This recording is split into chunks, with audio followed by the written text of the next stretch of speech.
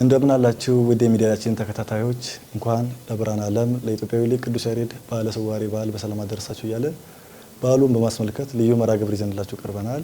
በዛሬው መርሃ ግብራችን ላይ ዳግማዊ ያሬድ እየተባሉ ከሚጠሩ ሊቃውንት መካከል አንዱን ነው እየዘከርን ቆይታ የምናደርገው። በዛሬው ፕሮግራማችን ላይ የምንዘክራቸው ሊቅ በተለይ ለተክሊል አቋቋም ለመጀመሪያ ጊዜ ምልክት ሰጥተው ፍሬ ማለት በማለት ሊቃውንቱ እስካሁን የሚገለገሉበትን መጽሐፍ የጻፉ አባት ናቸው። ወንበር ዘርግቶ በማስተማር ደግሞ ብዙ ሊቃውንት ለቤተክርስቲያናችን አበርክተዋል። ከዚህም ከፍ ስንል ዝማሜን ከተክሊል በመውሰድ ጸናጽን ደግሞ ከታች ቤቶ ከጎንደር አቋቋም በመውሰድ በስማቸው የቤተ ማርያም አቋቋም በሚል ሰይመው እስካሁን ቤተክርስቲያናችን የተገለገለችበት የምትገኘውን አቋቋም ለቤተክርስቲያናችን ያበረከቱ ታላቅ አባት ናቸው። እሳቸውን እየዘከርን ቆይታ የምናደርገው። ስለሳቸው ደግሞ ሰፋ ያለ ማብራሪያ ሊሰጡን ስቱዲያችን ድረስ የመጡት መምህር ሊቀ ጠበብት አክሊለ ብርሃን ናቸው። የመርካቶ ደብረ ገላ ቅዱስ አማኑኤል ቤተክርስቲያን የድጓ የዝማሬ መዋሥዕትና የቤተ ማርያም አቋቋም መምህር ናቸው። እንዲሁም አዲስ ኪዳን የሶስተኛ ዓመት እየተማሩ ይገኛሉ። ሶስተኛ ዓመት ደቀ መዝሙር ናቸው። ዘመናዊ ትምህርትም የተማሩ ነውና ከሳቸው ጋር ቆይታ እናደርጋለን። እስከ ፕሮግራማችን ፍጻሜ ድረስ አብራችሁ ቆዩ። እሺ፣ አንተ ጥሪያችንን አክብረው በሰላም ስለመጡ እናመሰግናለን። እስቲ ለመግቢያ ያህል ወደ ጥያቄው ከመግባቴ በፊት የእንተ አክሊለ ብርሃን ማን ናቸው የሚለውን ከእርስዎ እንስማና ወደ ጥያቄዎቻችን እንሄዳለን። አይቀድም አይኩቶቶ ለእግዚአብሔር በእንተ እግዚእነ ኢየሱስ ክርስቶስ። ይህንን ዕለት አገናኝቶ ለዚህ የሊቃውንት መዘክር ለማድረግ የፈቀደልን አምላካችን የተመሰገነ ይሁን። ሊቀ ጠበብትነትና በድጓ አቋቋም መምህር ነው በቦታው ላይ ያለው።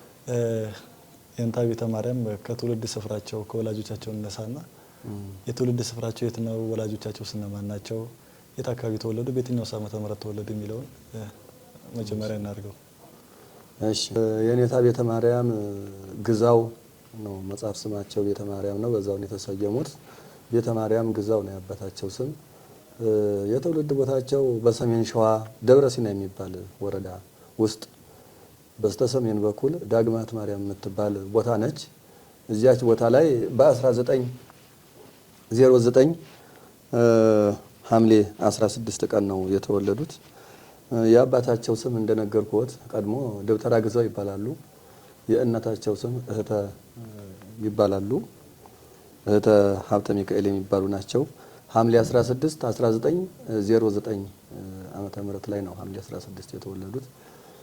በእንደዚህ ነው የትውልድ ቦታቸው። እሺ፣ አሁን ወደ ትምህርት ቤት ቆይታቸው ስለ ቤተሰቦቻቸው ነግረውናልና ወደ ትምህርት ቤት ቆይታቸው እንሂድ። ከቁጥር ጀምሮ የምስክር መምህር ናቸውና የት እንደተማሩና መምህሮቻቸውንም እያነሳ ነው እሱን ያጫውቱ። ሰው መቼም እንግዲህ ከዚያ ቦታ ተወለዱ እንጂ እዚያ ቦታ የተሻለ ጉባኤ ቤት የዳዊት የጾመ ድጓ የቅዳሴ ዝማሬ መዋሥዕት ሊኖር ይችላል እንጂ ማህተም የሚሰጥ በአካባቢው የጉባኤ ቤት የወንበር ቦታዎች የሉም። ታዋቂ ቦታዎች ወደ ጎንደር ወደዛ ሄዶ ስለሆነ እዚያ ቦታው ላይ ለጊዜው በነበረው በአየሩ በአካባቢው በነበሩ መምህራን ለመጀመሪያ ጊዜ ከ1913 1909 ነው የተወለዱት። በአራት ዓመት ማለት ነው። ከአራት ዓመታቸው ጀምሮ እስከ 21 ለ12 ዓመት ማለት ነው 12 ዓመት እስከሚሆናቸው ድረስ አባ ሰርጸ ወልድ የሚባሉ የዳዊትና የንባብ መምህር አሉ። እዚያው አካባቢ ሚካኤል ደብር ነው። እዚያ ነው የተማሩት። ከ1913 እስከ 1921 ለ7 ዓመት ከሳቸው ዘንድ ነው ዲቁና፣ ሰዓታት፣ ስርዓተ ቅዳሴ፣ ሰዓታት፣ የውዳሴ ማርያም ዜማ እነዚህን ለግብረ ዲቁና የሚያበቁ ሙያዎችን ከዳዊት ጀምሮ ከፊደለ ሐዋርያ ጀምሮ ሰዓታት፣ ቅዳሴ ቀጽለዋል። የዜማ ትምህርት ሌላ ሳይጨምር ማለት ነው። ከዚህ በኋላ በ1922 ስርዓተ ዲቁናውን ስላጠኑት ወደ ዜማው ወደ ጾመ ድጓ ወደ ምኑ ሳይሉ አቡነ ቄርሎስ የሚባሉ ጳጳስ በዘመኑ እንግዲህ ያው ኢትዮጵያ የነበረችበት ዘመን ይታወቃል። ከግብጽ ነው የሚመጣው ጳጳስ በዘመኑ ጊዜ። ያው አቡነ ቄርሎስ የሚባሉ እዚሁ እንግዲህ የሚወከለው አዲስ አበባ ላይ ነው። በየክፍለ ሀገሩ የለም ድሮ። እዚህ ድረስ ተጉዘው አምጥተው አቡነ ቄርሎስ ከሚባሉ ሊቀ ጳጳስ ሥርዓተ ዲቁና ተቀብለዋል። ከዚህ በኋላ ከ1922 እስከ 1927 ድረስ እዛው ዳግማት ማርያም ከትውልድ ቦታቸው ላይ በሥርዓተ ዲቁና ሲያገለግሉ ቆይተዋል ማለት ነው። እስከ 1927 አሁን እድሜ ብንቀንስ ከ18 ዓመት ይሆናል። 18 ዓመት እስከሚሆናቸው ድረስ በሥርዓተ ዲቁና ለ5 ዓመት ያህል ከ22 እስከ 27 ድረስ 1927 ድረስ ለ5 ዓመት በሥርዓተ ዲቁና እዛው ደብራቸው ላይ ሲያገለግሉ ቆይተዋል። ከዚህ በኋላ ነው እንግዲህ 18 ዓመት ሲሞላቸው በዚሁ ብቻ እንዴት እወሰናለሁ በዲቁና ትምህርት ሌላስ መጨመር የለብኝም ወይ ብለው አለቃ ጥበበ ተክለ ሥላሴ የሚባሉ እዛው አካባቢ ጾመ ድጓ የሚያስተምሩ ስለነበሩ እንደገና ከዲቁና በኋላ ወደ ሊቃውንቱ ትምህርት እንግዲህ ሊቃውንቱ ትምህርት የሚባለው ከጾመ ድጓ ጀምሮ ያለው ሥርዓተ ዜማ ስለሆነ ከክህነት አገልግሎት ወደ መዘምራን አገልግሎት ለመግባት ጾመ ድጓ በጀምረዋል። የጀመሩበትም 27 በኋላ ነው። ከ1927 በኋላ ወደ አለቃ ተክለ ጥበበ ሥላሴ ከሚባሉ ሰዎች ዘንድ ጥበበ ተክለ ሥላሴ የሚባሉ ጾመ ድጓ ተምረዋል። 1927 28 ላይ ከ1927 ለአንድ ዓመት ያህል እዛ ጾመ ድጓውን ከተከታተሉ በኋላ በ1928 ኤልሻማ በደቡብ ወሎ ሀገረ ስብከት ጃማ ወረዳ ወረኢሉ ድሮ አውራጃ ይባል ነበር፣ አሁን ቀርቷል። በጃማ ወረዳ ኤልሻማ ደብረ ማህቶት ቅዱስ መድኃኔዓለም የሚባል እሳቸው ሰሜን ሸዋ ነው ሀገራቸው። የ2 ቀን 3 ቀን መንገድ ነው እንግዲህ እዛን ሰዓት መኪና የለም። ከሆነ በበቅሎ ነው ካልሆነም በእግር ነው። በዚህ ቆላውን በረሃውን ነው ይሉኛል። 2 ቀን ዱር አድሬያለሁ የሚያሳድረኝ አጥቼ ብለው እንደውም ነግረውኛል። እና በዚህ ቆላውን አቋርጠው በመንዝ በሚባል ሀገር አቋርጠው በዚህ ኤልሻማ የሚባል ሀገር ቤተሰብም እያለቀሱ እናታቸው ሲሄዱ ለምን ይሄድብኛል ብለው አናስናበትም እየረዳን ይኑር እንጂ እንዴት ነው ወደ ድቁና ይበቃል ብለው ነው። አዎ በዚያው የድሮ እንግዲህ አባቶች አርሶ እንዲያሳልፍላቸው ነው የሚፈልጉት። እዚያው በከነት ካገለገለ በቂ ነው ለድሮ አባትና አይኔ ፍላጎቴ ሌላ ነው። ብዙ ነገር ፈልጋለሁ። ራእይም ያየሁት ነገር ስላለ እኔ በዚህ በኩል አታስቀይሙኝ፣ እናንተም እንድትቀየሙኝ አልፈልግም፣ እኔንም ከፍላጎቴ በላይ አታርጉኝ ብለው እንቢ ብለው ተነስተው ወደዚያ እናታቸውም እያለቀሱ አዎ በኋላ ከሄዱ በኋላ ያለበትን አውቃለሁ ብለው ጭብጦ ቋጥረው ሄደው ቦታው ድረስ እየተንገላቱ ትልቅ ሰው ከሆኑ በኋላ ይሄን ሁሉ እና ኤልሻማ ሄደዋል። ከዚያ በኋላ ኤልሻማ ከሄዱ በኋላም ያው ለጊዜው የጀመሩት ትምህርት ይሄው ስለሆነ ጾመ ድጓ አለቃ ወርቅነህ የሚባሉ የድጓ መምህር ነበሩ። ከጾመ ድጓ ጀምረው እስከ ድጓ ድረስ ለ4 ዓመት ያህል እስከ 32 ዓመተ ምህረት ለ4 ዓመት እዛው እሳቸው ጋር ድጓውን አንድ ጊዜ ጾመ ድጓውን 3 ጊዜ ድጓውን አንድ ጊዜ ዘልቀው ተምረዋል። 1932 ከ31 ጀምሮ አባ ሀብተ ማርያም የሚባሉ ቅኔ መምህር በአንድ ወገን ድጓ እየተማሩ በአንድ ወገን ደግሞ ቅኔ አዎ ያው ትንሽ ዜማውን ስላበሰሉት የሚያስጨንቃቸው ነገር አልነበረም። ዜማው ስለተያዘ ቅኔም ቆጠራ ጀምረው እንደነበረ ከማህደራቸው ላይ ከህይወት ታሪክ ማህደራቸው ላይ ያገኘሁት ነው። ከዚህ በኋላ ከ1932 እስከ 33 አለቃ ምስራቅ የሚባሉ ታዋቂ መምህር አለቃ ምስራቅ ሲባል ይሰማል ዛሬም ድረስ ኤልሻማ የሚጠራው በእሳቸውና በአለቃ ኃይለ ማርያም እዚያ ገብተው እንደገና ሁለተኛ ቅኔውን ከልሰውታል።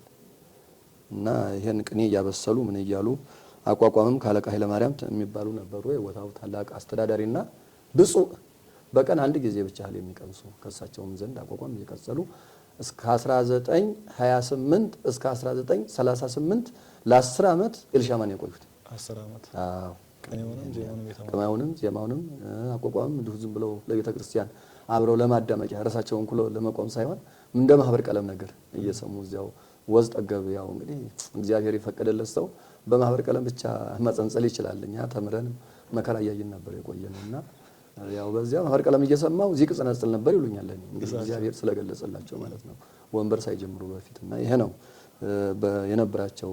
ወደ ጉባኤ ቤት ከመሄዳቸው በፊት ወደ ምስክር ጉባኤ ቤት ከመሄዳቸው በፊት የነበረው አቋቋም እዚህ ጨርሰው ነው ወደ ምስክር ሄዱት።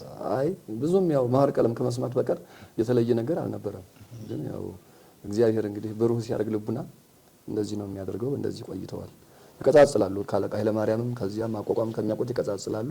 ለማህበር ቀለም ያህል ነው እንጂ ቋሚ ወንበር አይደለም። እስከ 1938 ቆይታቸው ይሄ ነው። ወደ ምስክር ቤት ቆይታቸው እንሂድና ደብረ ታቦርም ጣሽ ቤት ጎንደር ከየንታ ክፍሌ እንደተማሩ በታሪካቸው እኔም አውቃለሁና አሁን ወደ ምስክር ቤት እንሂድና ከዛ ወደ ወንበሩ እንሻገራለን። ወደ ምስክር ቤት እንግዲህ የልጁ የእሳቸው በዚያን ሰዓት እንግዲህ ወጣት ናቸው። በዚያን ሰዓት የነበሩት የደብሩ አስተዳዳሪ አለቃ ኃይለ ማርያም ይባላሉ። ይኸው አቋቋም የሚጠይቋቸው እንደ አባት እንደ እናት የሚረዷቸው ባህታዊ ናቸው። መልካም ሰው ባህታዊ ሕገ እግዚአብሔር ጠብቀው የሚኖሩ በቀን አንድ ጊዜ ብቻ ምግብ የሚመገቡ 12 ሰዓት ፋሲካና ልደት ጥምቀት ካልሆነ በቀር ያው 12 ሰዓት ነው። ዕለተ ሰንበት እሁድ፣ ቅዳሜ እነዚህም ብቻ ነው እንጂ 12 ሰዓት ነው ምግብ የሚመገቡት የነበረ አለቃ ኃይለ ማርያም ታላቅ ሰው ናቸው እና በራእይም ቦታውን እንደሚረከቡና ኤልሻማ ደብረ ማቶት በሳቸው ስሙ እንደሚጠራ እግዚአብሔር በራእይ ገልጾላቸው ነው ይባላል። ስንቃቸውንም ልብሳቸውንም ሁሉን ነገር ችለው ወደ ጎንደር ደብረ ታቦር ሄደው ከደብረ ታቦር ተክሌውን ተምረው እንዲመጡ በሳቸው መልካም ፈቃደኝነት ወረቀት ደብዳቤ ጽፈው ይህን ልጅ ተቀብለህ እንደራስህ አድርገህ ወንበር ሳታስጠብቅ በተመቸው ሰዓት ሁሉ አስቀጽለህ ለቦታው ሰው ለጊዜው ስለሌለ እኔም እየደከመኝ ስለሆነ ቦታውን እኔን ተክቶ እንዲያገለግል በፍጥነት አስቀጽለህ እንድትልክልኝ ብለው ደብዳቤ ጨምረው እሳቸው ወደ ደብረ ታቦር ልካቸዋል። ደብረ ታቦርም የነበሩት በዚያን ሰዓት ይንታ ቀለም ወርቅ ነበሩ፣ የተክሌ መምህር የነበሩት ይንታ ቀለም ወርቅም ያለቃ ኃይለ ማርያምን ዝነኛ ባህታዊ ስለሆኑ አይኝ ትልቅ ሰው እንደዚህ አድርገው አደራ ጥለውብኝማ ይሄ ልጅ ነገ ወንበር ጠብቀህ ሰኞ፣ ማክሰኞ፣ ቅዳሜ፣ እሁድ እረፍት አድርገህ እንዲህ እያልኩ ስል ጊዜ ያቃጥላለህ ይቀየሙኛል ብለው ቅዳሜ፣ እሁድ ጭምርም ሌሊትም እየጠሩ መብራት እያበሩ በመብራት ጭምር ያው ድሮ እንትን የለም ኤሌክትሪክ የለም በዘመኑ ባለው በዛ በመኑ በሰሙም ይሁን በመናምን እያደረጉ ሌሊትም በመብራት ጭምር ያስተምሩኝ ነበር ይላሉ። እሳቸው ሲነግሩኝ እንደዛ ነው ያሉት። እንግዲህ 1938 እሳቸው ጋር ገብተው እስከ 1941 የምስክሩን ወረቀት ጨርሰው ተክሌ የሚባለውን አጠቃላይ ጨርሰው ተሰጡ። ለ3 ዓመት በ3 ዓመት ውስጥ መምህር ሆነው የደብረ ታቦር ተክሌ አቋቋምን ከነጽናጽሉ ጽናጽሉም እንኳን አይቀርም ያው አንድ ላይ ነው የራሱ አለ የላይ ቤት ጉረሩ አለ ከነጽናጽሉ ከነዘንጉ ከነምኑ አጠቃላይ ባህሉንም ጭምር ቀጽለው ማተም ተሰጥቷቸው በ1941 ጨርሰዋል። ለ3 ዓመት አስጨርሰዋቸዋል። ከዚህ በኋላ ነው እንግዲህ የንታ ቀለም ወርቅ ሲያሰናብቷቸው ከ1941 እስከ 1943 አሁንም ተመልሰው ኤልሻማ ሄደው እንደዚህ የደብረ ታቦሩን ጨርሻለሁ ይኸው ማተም ተሰጥቶኛል ብለው ሲያማክሩ አለቃ ኃይለ ማርያም ኤልሻማ ተመልሰው መጥተው አዎ ልጄ አሁን ዘመኑ እንደ ድሮ ወንበር ብዙም አይጠበቅም ለጽናጽል ዜማውን ካቀረብክ ምልክት ስለሌለ ተመሳሳይ ንባቡን ጠብቀህ ዜማውን ጠብቀህ ወዳቂና ተነሹን ሰያፉን ጠብቀህ መጸንጸል ነው እንጂ አሁን ሰው ሁሉ ሲደባደብ እኮ ነበር የሚውለው። አሁን በቃ ይሄ እንደዚህ ነው የሚሆነው፣ ይሄ እንደዚህ ነው የሚሆነው፣ ይሄኛው ምልክቱ ያኛው ደግሞ ዜማውን ተከትሎ ይሄዳል። አንዱ ደግሞ ተናባቢ ቀለም አለ አይደለ? ቤተ እግዚአብሔር እንደዚህ መሰል። አሁን እንግዲህ ወስብሐተ እግዚአብሔር ቢሆን አሁን ወስብሐተ ላይ ግቢ ቢሆን ወስብሐተ ሊል ይችላል። ያኛው ደግሞ ንባቡ ለምን እግዚአብሔር አለ አንድ ላይ ወስብሐተ እግዚአብሔር ሊል ይችላል። አሁን በጽፋት በይበልጥ አሁን ወስብሐተ እግዚአብሔር ነው እንጂ ወስብሐተ አይባልም። አዎ ንባብ ጽፋት በይበልጥ ጽፋት ንባብ ይጠብቃል እና ብዙ ሰው አሁን በዚህ እየተለያየ የሚያወርደው የሚያቆመው አንዳንዱ ሊያገሰግሰው ይችላል፣ አንዳንዱ ደግሞ ሊያሳርፈው ይችላል እና ብዙ ልዩነት ስለነበረ እስቲ ጎንደር ደግሞ ሄድና ከየንታ ክፍሌ ዘንድ ደርሰህ መምጣት አለብህ እንጂ በደብረ ታቦሩ ብቻ አሁን አንተ እዚህ ቦታ ወንበር ዘርግተህ እንዴት ትቆያለህ ብለው እንደገና ተመልሰው ወደ ጎንደር እንዲሄዱ አዘዟቸው። 1941 ተመልሰው እስከ 1943 ድረስ በጎንደር ከየንታ ክፍሌ የጎንደር ዝማሜው እንደገና በጎንደር ዝማሜ ደግሞ ጽናጽሉንም ይለያያል። ይሄኛው ላይ ቤት ነው የደብረ ታቦሩ፣ ያኛው ታች ቤት ነው። ግን ይሄን ሲያደርጉ ሰውየው ብሩህ ስለሆኑ ያኛውን አስቀድመው ጽፈውታል የደብረ ታቦሩ። አዎ ያን ተምሬ ስመለስ ያችን ያው እንደዛሬው እንደዚህ ጽፎ እዚህ ጋር ምልክት አይደረግም። ዝም ብሎ ብቻ ምልክት ብቻ እንደዚህ ይደረግ፣ እዚህ ላይ ይመታል፣ እዚህ ላይ ያሳርፋል፣ እዚህ ላይ እንደዚህ ይላል እያሉ በቃል የቃል እንትን ነው እንጂ ተራ እንደ መጻፍ እንደ ተራ መጻፍ። አሁን ዛሬ ዘንጓን እዚህ ጋር ጽፋለህ፣ ጽናጽሏን እዚች ጋር፣ መረግዷ እዚች ጋር ጽፋቱ ሶስቱም በአንድ መስመር ያልቃል።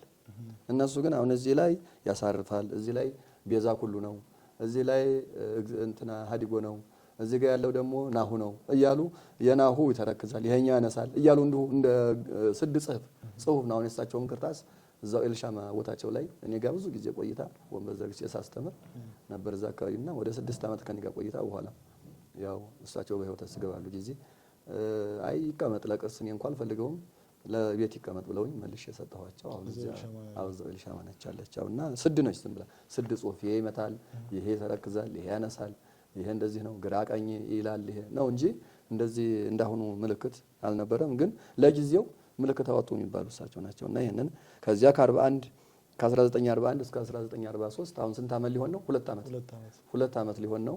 43ም ያው ቢቆጠር 3 ዓመት ነው የሚሆነው። ያው ጽናጽሉን ቀድሞ ስለለመዱት አላስቸገራቸውም። የንታ ክፍሌም በትጋት አስቀጽለዋቸው በ1143 የጎንደሩንም ጽናጽልና ዝማሚ አጠቃላይ ጨረሱ። በ2 ዓመት ውስጥ ጨረሱ ማለት ነው። ከዚያ ማህተም ተቀብለዋል ማለት ነው። የንታ ቤተ ማርያም ከሚታወቁበት ዋነኛ ስራቸው መካከል በስማቸው የተሰየመው የቤተ ማርያም አቋቋም ነው እና የቤተ ማርያም አቋቋም ደግሞ ጸናጽሉን ከጎንደር ወስደው ዝማሜውን ደግሞ ከደብረ ታቦር ኢየሱስ ነው። ግን አሁን እኛም እንደምናየው ደግሞ ከዚህ በፊት አንድ ቃለ መጠይቅ ላይ ሰማው ነበር ከየንታ መርሻ ጭራሽ ዝማሜውን ጉሮሮም የእጅ ስራውም ይለያያል ብሎ እንትን ሲሉ ሰማውና እሳቸው የወጡት ከተክሊውን አቋቋም የተማሩት ከየንታ ቀለመወርቅ ከሆነ ይሄን ያለ ልዩነት ከየት ሊመጣ ይቻለ? እንግዲህ 1943 የንታ ክፍሌ የጎንደሩ መምህር ማህተም ሰጧቸው። አሁን የቀለመወርቅም በፊት በ1941 ተቀብለዋል። የ43 ደግሞ በሁለተኛው ዓመት የጎንደሩን ከጨረሱ በሶስተኛው ዓመት ከጨረሱ በኋላ ርቀው አልሄዱም። እዛው አካባቢ ጎንደር ውስጥ ሰቀልት ጓሊት ማርያም ጓሊት አምባ ማርያም እንግዲህ እዛ አካባቢ ያሉ ሰዎች ጎንደር ያውቁታል። እዛው ከተማው ዳርቻ እንደዛ አካባቢ መሰለኝ። ርቀው ያልሄዱት ለምንድን ነው? ምናልባት ይሄ የጎንደሩ ጽናጽል ከደብረ ታቦሩ ጋር እንዳይጋጭባቸው ለመጠየቅ እንዲመቻቸው ነው። እና ወንበር ዘረጉ።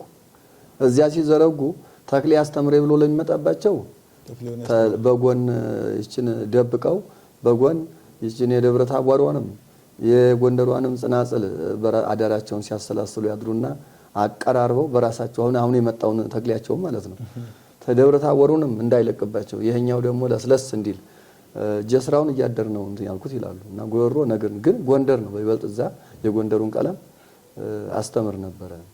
ጽናጽሉንም ዝማሜውንም በብዛት ተማሪ ነበረኝ። የጎንደር ዝማሜ ነበረኝ። በኋላ ተማሪው አንድ ቦታ የት ነው ሄደን እዚህ ቀሃ ኢየሱስ ሄደን አንድ ጊዜ ዝማሜው ዝመም ተብዬ ቀዳሚው ቃል ተፈቀደልኝ መጋቢት 29 የትስቢት ባር ማለት ነው። አዎ ቀሃ ኢየሱስ ማለት ላይ ቤት አሁን ያሬድ የሚባሉ አይነ ስውር ላይ ቤት አዋቂ ነበሩ። አሁን አርፈዋል።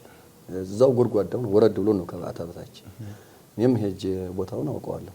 እና እዛ ያንን ተክሌ ዝማሜ አዲስ ያወጣሁትን ዝማሜ ከዛ ደብቄ ካስተማሪዎቹ ተማሪ ጋር ስዘም ያየው ጎንደር ጽናጽልና ዝማሜ እንማር የነበረው ተማሪ በቃኛ ከዚህ በኋላ ያኛውን ትምህርት አንማርም ብሎ ግልብጥ ብሎ እዛ ተክሌው ገባብኝ።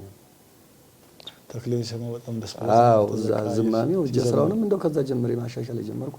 እዛ ጊዜ አለኝ አይ እንደዚህ ከሆነማ ጎንደሮች ያስቀምጡኝ ከነሱ ጋር አጣላለሁ ብዬ ከዚያ ተነስቼ እንደገና ቀይሬ ከዛ ቦታ ከ1946 እስከ 1948 ጎንደር ደብረ ፀሐይ ቁስቋም ቦታ ቀይሬ ደግሞ ወደ ቁስቋም ከንትን በላይ ነው ያለችው ከቀሃ ኢየሱስ በላይ ያቺ ጓሊት አምባ ሰቀልት ማርያም እሷን እንግዲህ አልደረስኩባትም። እዛው ከተማ ውስጥ ነው የሚሉት። ወደ ቁስቋም ተዛወርኩ። ትንሽ እንጉርጉሮ አንዳንድ ሊቃውንት እንዴት ተክሌ እዚህ ከተማው ላይ ይዘረጋብናል ሲሉ ደግሞ ዘወራርኩና ለ2 ዓመት እዛቸው ቁስቋም ዘርግቼ ሲቃወማቸው ወደ ዘሄዱ ማለት ነው። አዎ እዛ ሄጄ እዛ አስተምሬያለሁ እስከ 1948 እስከ 46 ግን ከ1943 እስከ 46 ሰቀልት ጓሊት አምባ ማርያም ነበር የነበሩት ለ3 ዓመት ያህል ጎንደሬውን እያስተማሩ ጽናጽሉን ዝማሜውን በዚህ በኩል ደግሞ አዲስ ያወጣትን ተክሌ በራሳቸው እያስተካከሉ እያሻሻሉ ነበር። ኋላ ግን ነገሩ ወደ ተክሌው ሲያዝመዝንባቸው ቦታ ቀየሩና እዚህ ተክሌውን እያስተማሩ እዚህ ቁስቋም ለ2 ዓመት ያህል ከ46 እስከ 48 ድረስ እዚያ ቆይተዋል። 1948 እዚያው ወንበር ዘርግቼ እያስተማርኩ አለቃ ኃይለ ማርያም 3 ደቀ መዛሙርት ደብዳቤ አስይዘው ምን ነው ልጄ የተነጋገርነው እንደዚህ ነው ወይ? ጊዜው ረዘመ። ወንበር ዘርግተህ እያስተማርክ እንደሆነ ሰምቻለሁ። እስካሁን ዝም ያልኩት ያላጠናከርከው ያላደላደልከው ቃል እግዚአብሔር ካለ እሱን አደላድለህ አመቻችተህ እንድመጣ ብዬ ነበር። አሁን ዘነጋህ፣ እዛው የምትቀር መሰለኝ። ስለዚህ ቃላችን ይከበር፣ የተነጋገርነው ቃል ይከበር ብለው ይምጡ።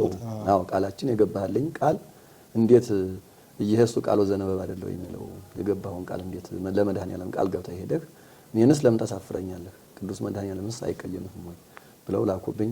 በ1948 ደቀ መዛሙርቱን እመጣለሁ ብዬ ተነስቼ የተወሰኑ ሰዎች የእንታ በትረ ማርያም እና የእንታ አክሊሉ በጓደኛ መልክ ዝማሬ እያስቀጸሏቸው ነበር። የእንታ አክሊሉ ዝማሬ አዋቂ ናቸው። እኛኛው ደግሞ የእንታ በትረ ማርያም ደግሞ የጎንደር አቋቋም በደንብ አድርገው ያውቃሉ። ያው መምህር ናቸው እያስተማሩ። ግን የችን ተክለዋን አሁን አዲስ ነገር አመጡ ሲባል እንደ ጓደኛ እየሄዱ ይሄ ነገር ጥሩ ነው እኔም ወደ ሸዋ ስገባ እፈልገዋለሁና እያሉ በጓደኝነት ተጠያየቁ ነበር እና በዚያን ሰዓት ከነሱ ጋር አብረው ወደ ኤልሻ መጥተዋል። አሁን በዚህ ላይ የገጠማቸው እንትን በዙ በተክሌው በመቀየሩ ከደብረ ታቦርም ከጎንደርም የገጠማቸው አለ። ደብረ ታቦሮችም ለምን ቀለማችን ይቀየራል ብለው ብዙ እንጉርጉሮ አንስተዋል። ደብረ ጎንደርም ደግሞ እዚህ ቦታ ላይ ተክሌ እንዴት ወንበር ይዘረጋል ብለው ብዙ ተቃውሞ ገጥሟቸዋል። ግን ያው እሳቸው ብልህ ስለነበሩ ያኛውንም በመሸሽ ቦታ በመቀየር ከዚያም ሲጠናከር እያደር እንትኑ ሲል ወደዚህ ሌላ ችግር እንዳይፈጠር የኤልሻማ የመጣው ጥሪ አየለ ወደ ኤልሻማ ተነስተው መጡ። ያው ሁሉም ነገር ሊያገኛቸው አልቻለም። ደብረ ታቦርም ራቀ፣ ጎንደርም ራቀ። ራሳቸው ግን ፍናፍንት የሚባል ስም ከመጥላታቸው የተነሳ ፍናፍንት የሚባል ስም ሰጥተውት ነበር ለሳቸው አቋቋም። ፍናፍንት የሚባል ስያሜ። ፍናፍንት ማለት መልኩ አንድ አይነት ያልሆነ እንደ ነብር ዝንጉርጉር የሆነ ማለት ነው። ከጎንደሩ የሚመሳሰል ከደብረ ታቦር የሚመሳሰል ይሄ መሀል ላይ ያለ እንግዲህ አሁን ደብረ ታቦርም ቢመስል ያው ደብረ ታቦር ነው ይባላል። ጎንደሩም ቢመስል ጎንደር ነው ይባላል። ጽናጽሉ የጎንደር ነው፣ ዝማሜው ጎንደርና ተክሌ ተቀላቅሎበታል። ጽናጽሉ አልተቀላቀለም ያው ነው። እና ይሄ ለምን ተቀላቀለ ለምን እንዲህ አደረገ እያሉ ትችት ነበረ። ያው ሰው እያደረ ከይዘቱ አንፃር ነው እየተቀበላቸው የነበራቸውንም ተቃውሞ በደንብ አድርገው ነው የገለጹልኝ። የትዳር ህይወታቸው ምን ይመስል እንደነበር ልጆችስ ነበራቸው የሚለውን እናንሳና ወደ ቀጣዩ ጥያቄ እንሄዳለን። የእሳቸው ትዳር ህይወት ወይዘሮ ዘውዴ የምትባል እሳቸው ወደ 40 ዓመት እንግዲህ እየተጠጋ ነው እድሜ 48 ጋር ከ1909 ከ48 1909 መቀነስ እኮ በ39 ዓመታቸው ማለት ነው። አዎ እንግዲህ እንደደረሱም ደግሞ ያገቡ ቢያንስ እስከ 50 መቆየታቸው አይቀርም እና እስከዚያ ሴትዮዋ 15 ዓመት ህፃን ናቸው። እሳቸው ወደ 40 ደርሰዋል። ያው እንግዲህ ካህናት ምን ጊዜም በጉባኤ ቤት የሚቆዩ አብነት መምህራን እንደዚህ ነው ህይወታቸው። ደህናውን የወጣትነት ዘመን ያልፍና በትምህርት ያልፍና ኑሮውም ለሴቶቹም አስቸጋሪ ነው። እሳቸው ወደ ቤተ እግዚአብሔር ነው የሚሮጡት። እነዚያ ደግሞ ወጣት ናቸው። ከባድ ነው እዚህ ሰዓት ላይ እንደዚህ ነው። ስራም ለስራ ቢል ጉልበቱ በቀለ እግዚአብሔርና በቆሎ ትምህርት ቤት ደክሟል። አስቸጋሪ ነው።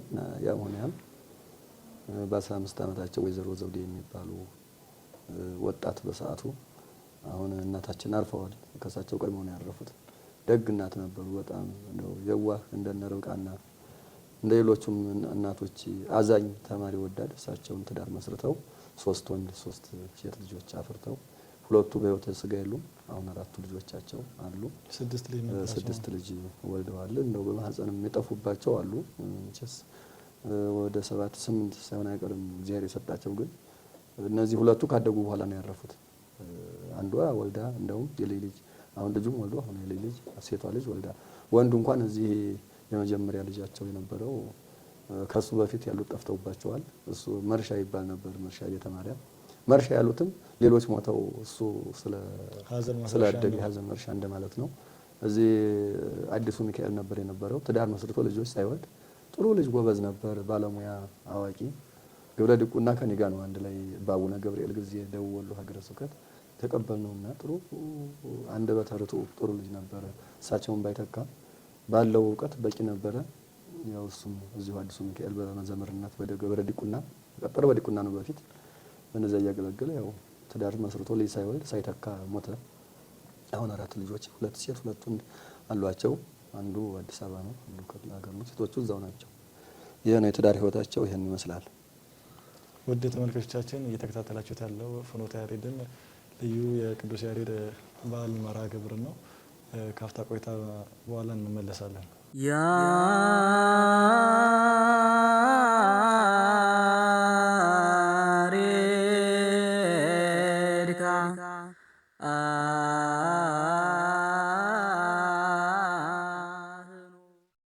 ውድ ተመልካቾቻችን ካፍታ ቆይታ በኋላ ተመልሰናል። ቆይታ እያደረግን ያለ ነው ሊቀ ጠበብት አክሊለ ብርሃን ጋር ነው። የንታ ያው ዛሬ እያከበርን ያለ ነው የቅዱስ ያሬድን በዓል ነውና ወደ ቀጣዩ ጥያቄ ከማለፋችን በፊት አንድ በዓሉን ያስመለከተ ቃለ እግዚአብሔር ቢያዜሙልና ከዛ ወደ ጥያቄው ብንሄድ። እሺ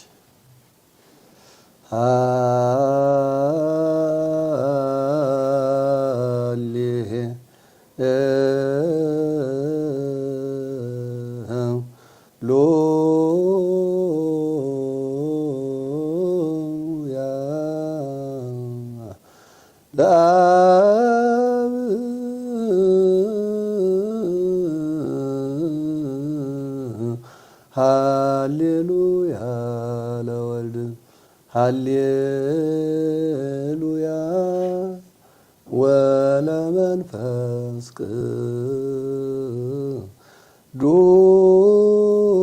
ቅዱስ ቀዳሚሃ ለጽዮን ሰማየ ሳረረ ወበዳግም አርአዮ ለሙሴ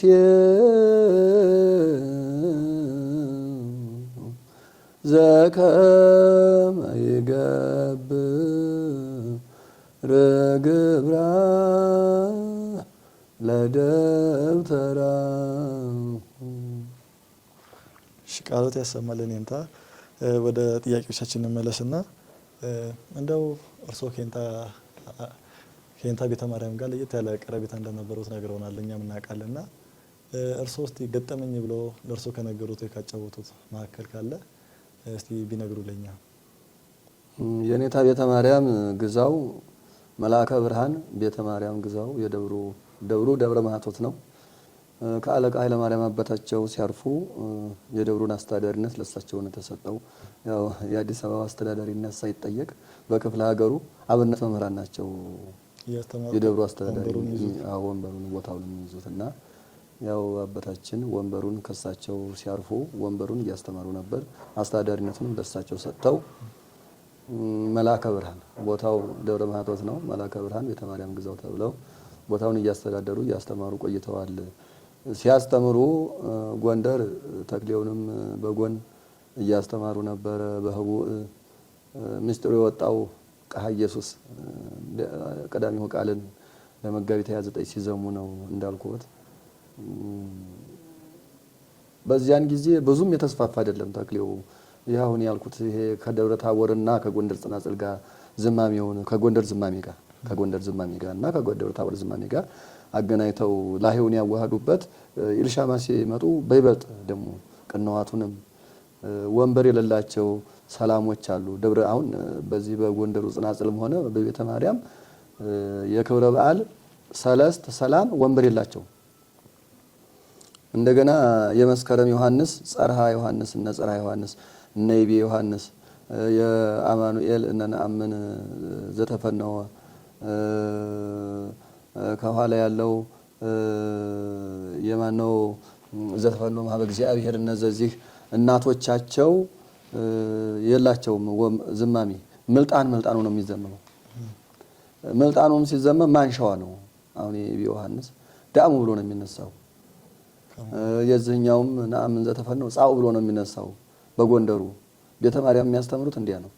ግን አሁን መጽሐፍ ሲጽፉ መጽሐፉ ላይ ከነ ሙሉውን ዘሩን ነው የጻፉት። ዝማሜውን የእናቱንም የምልጣኑንም ሙሉ ዘሩን ነው የጻፉት። የት ነው የተማሩት? ይሄን ደብረ ታቦር ነው። ደብረ ታቦር ነአምን ዘተፈነወ ማህበ እግዚአብሔር ዘመጻም ዘራ ብሎ ከዛ ጀምሮ ነው የሚዘመው። እነ ዮሐንስ ብሎ ከዛንም ዳዕሙ አይልም። ዳዕሙ የጎንደሩ አሁን እሳቸው የጎንደሩን የዚህኛውን የደብረ ታቦሩን ነአምን ተፈነው ብሎ የሚጀምረውን ተውና ጎንደሩ ገብተው ጻው ብለው ጀመሩ። ለምን ጽናጽል የጎንደር ነው ካልኩ ዝማሜ ከነሱ መለየት የለብኝም። የኔ ተማሪዎች አሁን ከዚህ ነአምን ተፈነው ብላችሁ ዝመሙ ወይም ዮሐንስ ብላችሁ ዝመሙ ብዬ ብላቸው ከአንድ ጎንደር ጽናጽል መምህር ጋር ቢገናኙ ሊጣሉ ይችላሉ። ዝማሜ የለውም። ለዚያ ብለው ያው ወንበሩን ባህሉንም በጎንደር ነው ያደረጉት እና ከዚያ ጀምረው ከጻው ጀምረው እያስተማሩ እዚህም ዳዕሙ እያሉ ሲባልም ወንበሩን ስንማረው ባህሉንም በዙ በጎንደሩ የመልክ አከፋፈሉም ሆነ የዋዜማዎቹ እነ ስምዖ ለቴ እነ እስመተ ለአለ የነበአታ የግን ወልደታ እነ ቆምኪ ሪዮቴኪ ሁሉ እነዚህ በዛው በጎንደሩ ባህል እየተባለ ቀለሙ እየተሻሻለ ይዘት እየያዘ እያሻሻሉት እንግዲህ በእውቀት ላይ እውቀት ሲጨመር ወንበር ሲዘረጉ ደግሞ አሁን መምህራን ተምረው አስመርቀው ወደ ከተማ ከገቡ ቃልጠዋል ይሉ ቃል ጊዜው ይረሳል ማለት ነው። አዎ አንደኛ አንተን ጥበበኛ የሚያደርግ አሁን አንዳንድ ሰው እኮ እያስተማርኩ ነው ይላል። ውሸት ነው። እየተማረ ያለው ራሱ የሚያስተምር ሰው ተማሪ ነው ራሱ። ደቀ መዛሙርቱ ሲነግር አሁን የመጽሐፍ መምህራን ሲያስተምሩ እዛ ጋር ቀድሞ የተተረጎመ አንድምታ አለ።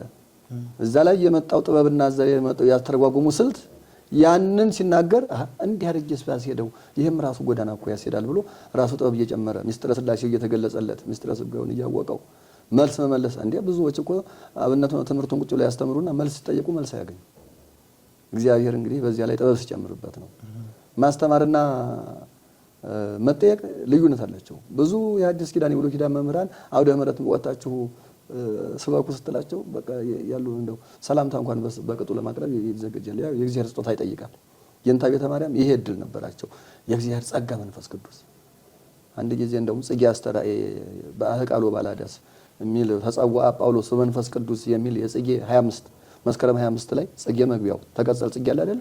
እሱ ላይ የሚሰራው መስከረም ወርሃ ክረምቱ አልቆ ወርሃ ጽጌው መግቢያው ላይ አንድ ከባድ ዝላለ እና ግርም ያለኝ ለቅሶ አንድ ቦታ ሄደን ከሳቸው ጋር እንደው ገጠመኝ ስለጠየቀኝ ነው። እና ሰውዬ ድጓ መምህሩ አሰፋ አካል ይባላሉ። ሊቅ ናቸው። ልጆች አሏቸው አዲስ አበባ።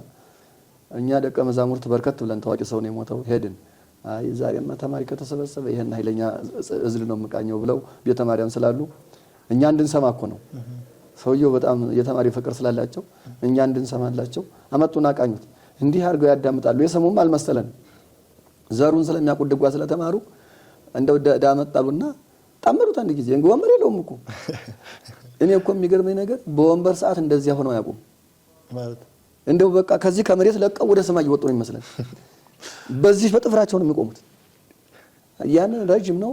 አንድ ጊዜ ምን በዚህ በእጀ ስራው መቼም የሳቸው የተለየ ነው። ዲሽ እነሱ የሚያስደነግጥ ነገር አለ። በቃ ያንን ብለውት መጨረሻ ጽናጽል ሲገባ እኔ እንደው እንበይ መጣ። ሰው እንዴት ያልተማረውን ቀለም እንደዚህ አድርጎ ግራ ቀኝ ይሳሳታል እኮ አሁን የተማርነው ሁሉ እንሳሳታለን። እንደው የኔት አልኳቸው። ከዛ ስንመለስ በሉ ይሄችንን ወንበር አንዴ ድገሙልኝ እስቲ ወረቀት ላይ ላስፈራት አልኩና ያችን ጭር ባለበት ተማሪም ያለ ነበር አጋጣሚ ወደ የማህበሩ ተበታትኗል። ጎጫችን ዘለቁልኝና እንደው ማስተዋሻ ይዤ ታበቃ እንደው በዚህ በማስተማሩበት እዚህ በነበሩበት ቦታ እንዴት ነው አልኳቸው። አይ እንደው አሁን ስለ መጽሐፉ አጻጻፍ በኋላ እነግርሃለሁ እዛ ላይ ጥያቄው ላይ እና አስቀድሜ እንትኖቹን አዘጋጅቻቸዋለሁ። እዚህ ወንበር ዘርግቼ ሳስተምር ሌሊት እንቅልፍ የለኝም ማለተኛው ውዳሴ ማርያም ከደገምኩ በኋላ ቃለ እግዚአብሔርን ማመቻቸው ያን ያመቻቸውትን ጧት ጽፈዋለሁ። ንባቡ ሰያፍ ሲሆን ወዳቂ ሲሆን ተነሽ ሲሆን ተጣይ ሲሆን እያመሳሰሉ ማለት ነው። ቀመሩን ቁጭ አድርገውታል። ግራና ቀኝ የሚሆነው ራሱ በቀለሙ ቁጥር ነው የሚያውቁት እንደዚህ እየቆጠሩ እየተመለከቱ ስልቱ። ግን አሁን ይሄው ገጠመኝ ያልከው ነገር እዚህ ቦታ ከመጣው ተስቦ የሚባል በሽታ የደቀ መዛሙርት ጠላት ነበር ድሮ በጣም እንደው ወረርሽኝ ከባድ በሽታ እሱ ደቀ መዛሙርት እያሰቃየብኝ ኑሮም እንግዲህ ያው ተለምኖ ነው ጥራጥሬ እንጀራ አይገኝም በዚያ ሰዓት ተስካር ቁርባን ከሌለ ያንን እንደዚያ ደቀ መዛሙርቱ እየተንገላቱ በእንደዚህ ምክንያት ጉባኤ ቤት ያው ተጠብቆ እንጂ እንደዚህ እንደ ጎንደሩ በአታ ወደፊት አሁንም ጥያቄ ላይ የሚመጣ ነው። የተመቻቸ ነገር መንግስት ወይም ጠቅላይ ቤተ ክህነት የበጀተው በጀት የለም። ያው ለምን ሆኖ ተማሪ የሚማረው እንደ ተራ ትምህርት ቤት ማለት ነው። አሁን በየገጠሩ አሉ አይደል አያድባራቱ እንደዚያ ነው እንጂ እንደ ምስክር ጉባኤ ቤት የተመቻቸ ለአብነት ደቀ መዛሙርት የተመደበ ማቴሪያም የለም የሚበላም የለም። በዚህ ምክንያት ተማሪ ሳያውቀው ልመና ሲሄድ እዛ የታመመ ተስቦ ይተላለፋል። እንጀራ ይዛ ስወጣ አብሮ ይመጣል በሽታው። አላወቀም እሱ ደግሞ ያን ተቀብሎ ይዞ ሲመጣ ተከትሎ ይመጣል። እዛ ስንት ስቃይ። በኋላ ደግሞ አንድ ማነው የሚባል ልዑል የሚባል ተማሪ እንደው አንዳንድ ጊዜ እግዚአብሔር ሲጣላ ባህታዊ ያደርጋል ትምህርት ቤት። እኔም የደረሰብኝ ነገር ባህታዊ ያደርጋል። ባህታዊ በቃ ጸሎቱን ወንበርክን ትተህ በቃ ዝም ብለህ ዳዊት አንጠልጥለህ ወደ ቤተክርስቲያን ወንበር ይዘረጋ እኮ ነው። ኦኬ ወደ ጸሎት ነው እንጂ ምን እንደው እኔ ተማርኩት አቋቋም አሁን ድጓ ተማርኩኝ እንደው ይልና ውዳሴ ማርያም ደገም ይሆናል። በቃ ከዚያ ልክ ወንበሩን አቋርጦ ከሰው በታይ ካደረገው በኋላ ዘወር ያደርግና ጠንቋይ ያደርገዋል ያን ሰው። ኦኬ ከሰው ኋላ ስለቀረ አዎ ከሰው ኋላ ሲቀር ተስፋ ይቆርጥና ጭራሽ ተነስቶ ደግሞ ወደ ጥንቆላ ይገባል። ትምህርቱን ቢላላ ታልተቀጸ ይሆናል። እኔ ካልተገለጠልኝ ይሁን ውዳሴ ማርያም እየደገምኩ እንዲህ ለፍቼ ካልሆነልና ጨርሶ እንደገና ወደ ጥንቆላ ይሄዳል ነገር ተመልከት እንግዲህ።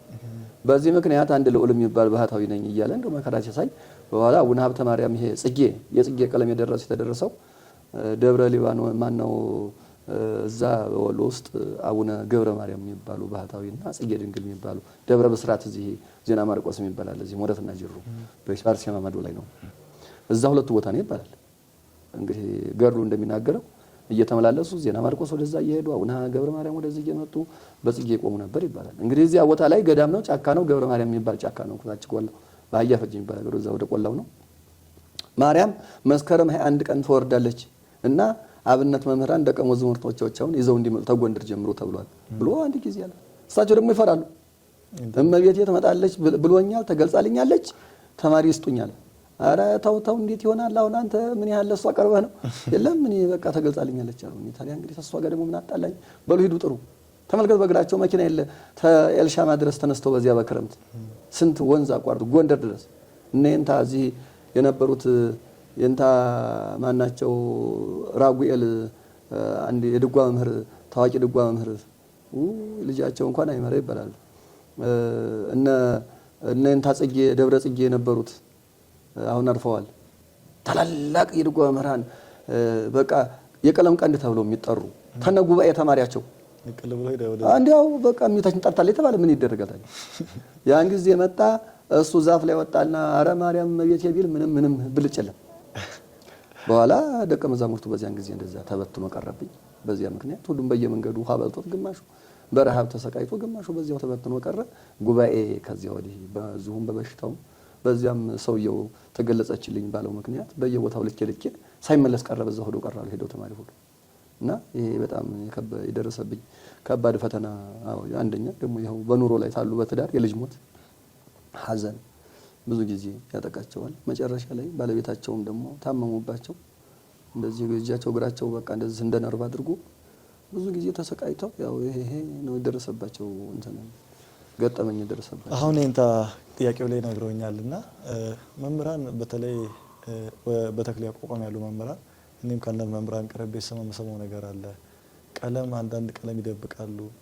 እንዲሁ ደግሞ ቅርብ ላይ የሚለው ተማሪ ብቻ ነው ቀለም ይነግሩት የሚባል አንዳንድ የሚደብቁት ቀለም አለና እስቲ ስለዚህ የሆነ ቀለም ጠይቅ ላይ ለርሶ የንታ ቤት በጣም ቅርብ ስለነበሩ እንዲሁ ከተማሪ ደብቀው ለርሶ የነገሩት ቃል እግዚአብሔር እንዳለ መሰማለውና እስቲ ስለዚህ ያጫውቱኝ። ያው እንግዲህ ያው የእናትና የመምህራን ጸባይ እኮ ይለያያል ይታወቃል።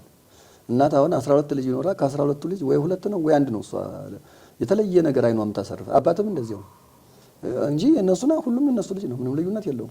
ግን አንደኛው ላይ የተለየ ነገር እንዴ ደብቃ ከቤት እንጎቻ የምትሰጠው ልጅ አለ እኮ ለሌሎቹ ሰጣ ምሳ ከበሉ በኋላ ና ብላ ደብቃ እና አባቶችም ድጓ መምህሩም እንደዚሁ ነበሩ። እዛው የነበሩ ድጓ የተማርኩትም እዛው ነው። ድጓ የተማርኩት አቋቋሙንም የከለስኩት አቋቋሙ ክላሽ ነው። ይሄኛው ተክሌው የነምክሩ የዚህ የጊራው የእንትናው የደብረ ታቦር አይነት ስል ነበር በፊት የተማርኩት።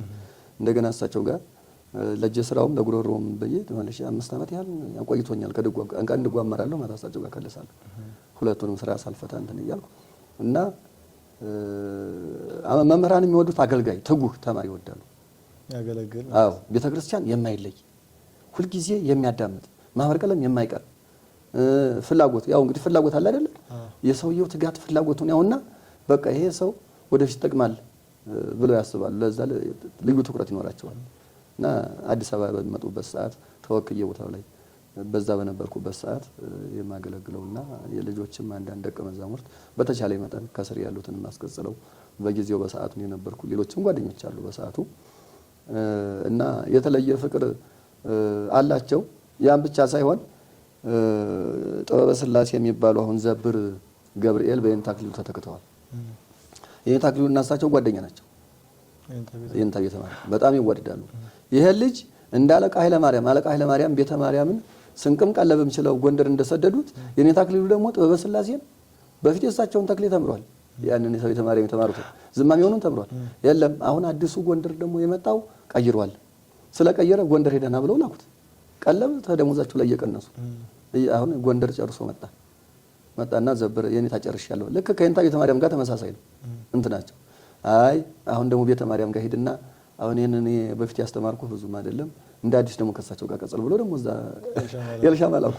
አሁን ይሄ ሰው ያ በፊት የየንታ አክሊሉ ያስተማሩት ተክሌ ጠፍቶታል። ጎንደር ሲገባ የጎንደሩ ቀለም ያው ወረቡ ጉሮሮ ምኑም አዲስ ስለሆነ ያሁኑ ሰዓት የየንታይ ነው ጉሮሮ በየንታይ ነው ጊዜ ነው አዲስ ስለሆነበት አሁን ያ ምን ያደርግልኛል ብሎ ዳሜጅ አድርጎታል፣ አጥፍቶታል።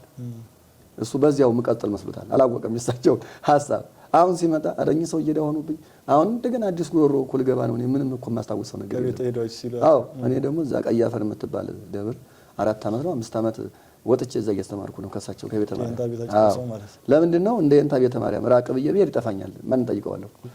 ጥያቄ የመጣው ወደ እሳቸው ለመመለስ የመጣውን ለመመለስ ደግሞ ያላስቀጸሉኝ አሁን ቅድም እንዳልከው የአርባዕቶች እና እንደዚህ ክብረ በዓል ሰለስትና ሰላም እነዚህ ነጠፈረ ጽድቅ ቅንዋት ውስጥ ብዙ ስመ ዓለሞችና ስሬዎች እና ኢዜን ነው ከመሰለ ሰለስትና ረከብና የመሰለ ሲመጣ አርባዕቶችም አርባዕት እንኳን ወንበር አለው ሙሉ አርባዕና አርባዕት ሙሉ ወንበር አለው።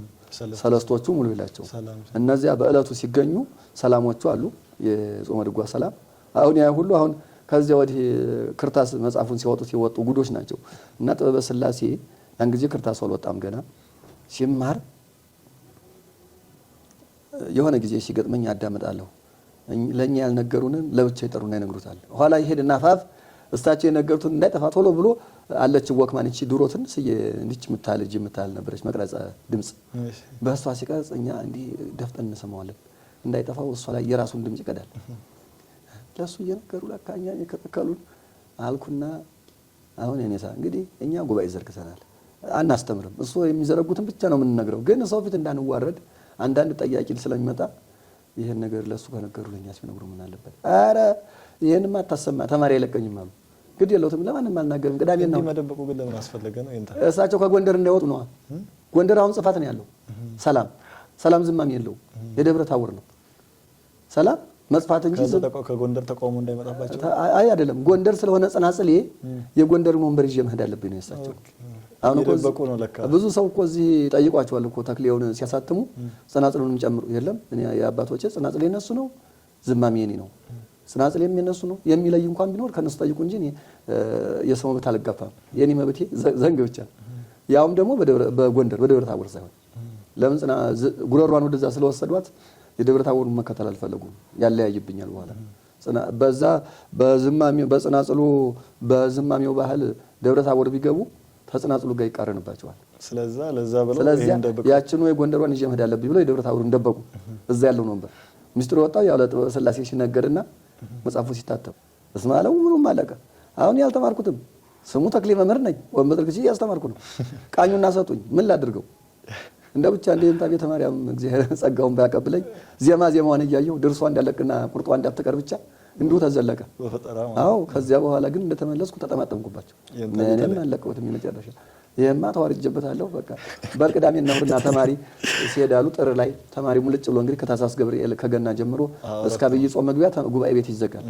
ያን ጊዜ ሄድኩና ጠፈረ ጽድቅ ብቻ አጠቃላይ ጾመ ድጓ ላይ ያለች እቺ እንደው ሰላሟም ምኗም ሳትቀር ወንበርም ያልዘረጉት ዝም ብሎ በፈጠራ ከበር ከበድ ያሉትንም ዝም ማቶ ምናምን ይሄ ወንበር የሌለውን ሁሉ በጎንደር መጽሐፍ ይጻፋል። ወንበር የሌለው ብዙ አለ። እነሱን ሁሉ እንደው ከመጽሐፍ እየበረበርኩ በዚህ ወንበር ልኝ ይሉኛል። እኔ ቶሎ ክረት ሳለሳቸው ይዘሙ እንዳይጠፋኝ መጽሐፍ ላይ እንዲያድርገን መቼም በጣም ይወዱኝ ነበር እንዳልከው እውነት አባቴ መቼም በመለየታቸው ሰው ሕያው ሆኖ አይኖርም። መቼም ሰብእሰ ከመሳድም ማለት ነው ሞት አይቀርም እንጂ እነሱን እንኳን በእኛ ቢለውጥልን ጥሩ ነበር። ያው እግዚአብሔር ፈቃድ ሆኖ ሄዱ መሞት አይቀርምና እንደዚህ ነው። ልዩነት አለ በርግጥ ይወዱኝ ነበር ከቀለም ፍላጎት አንፃር። ቤተ እግዚአብሔር ማገልገል ወዳለሁ። የትም ቤተ ክርስቲያን ቤዳውን ክፍለ ሀገር ሄጄ አልተኛም። የስለተሰ ባውቀውም ባላውቀውም ከሆነ ገብቻ ካላገለገልኩ ደግሞ እዛ ምእመናን መቆሚያ ላይ ሆኜ አዳምጣለሁ እንጂ አሁን አዲስ አበባ ክብረ በዓል ብዙ አልቀርም፣ ግን አልገባም ማለት ሄጄ ምእመናን ሽፉንፉን እልና ምእመናን የሚቀመጡበት እዚህ አለ አይደለ?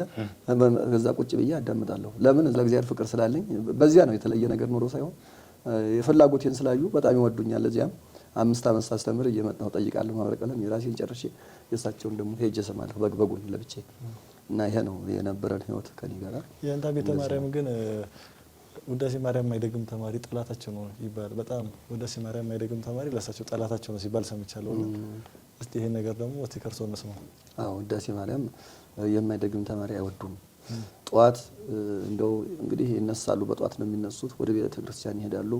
እዚያ መንገድ ላይ ነጭ ለብሰህ ጫማ አርገህ ሰዓት አርገህ እንደው እንደዚህ ወደ ከተማ ስትሄድ ወይንም እዛ እንደው የተለየ ልብስ ለብሰህ እንደው አይን የሚማረክ ነገር አይ እንደው አሁን የመጣህበትን አላማ ጥለህ እንደው ቀድሞ አይናቸውም ያስፈራል። እኔ በሚሄዱበት ሄጄ አላውቅም። እሳቸው በዚያ ከሄዱ ቀስ ብዬ ሹልክ ብዬ እንዳያውኝ በሌላ ቦታ እፈራቸዋለሁ። በቃ አይናቸው እንዲገለጥ ሲያርጉት በቃ ድንግጥ ነው የምለው በጣም እና ውዳሴ ማርያም ማጧጧት አይቀርም። ይልሻማ ምህላ ይደርሳል። ምንጊዜም ምህላ ይደርሳል።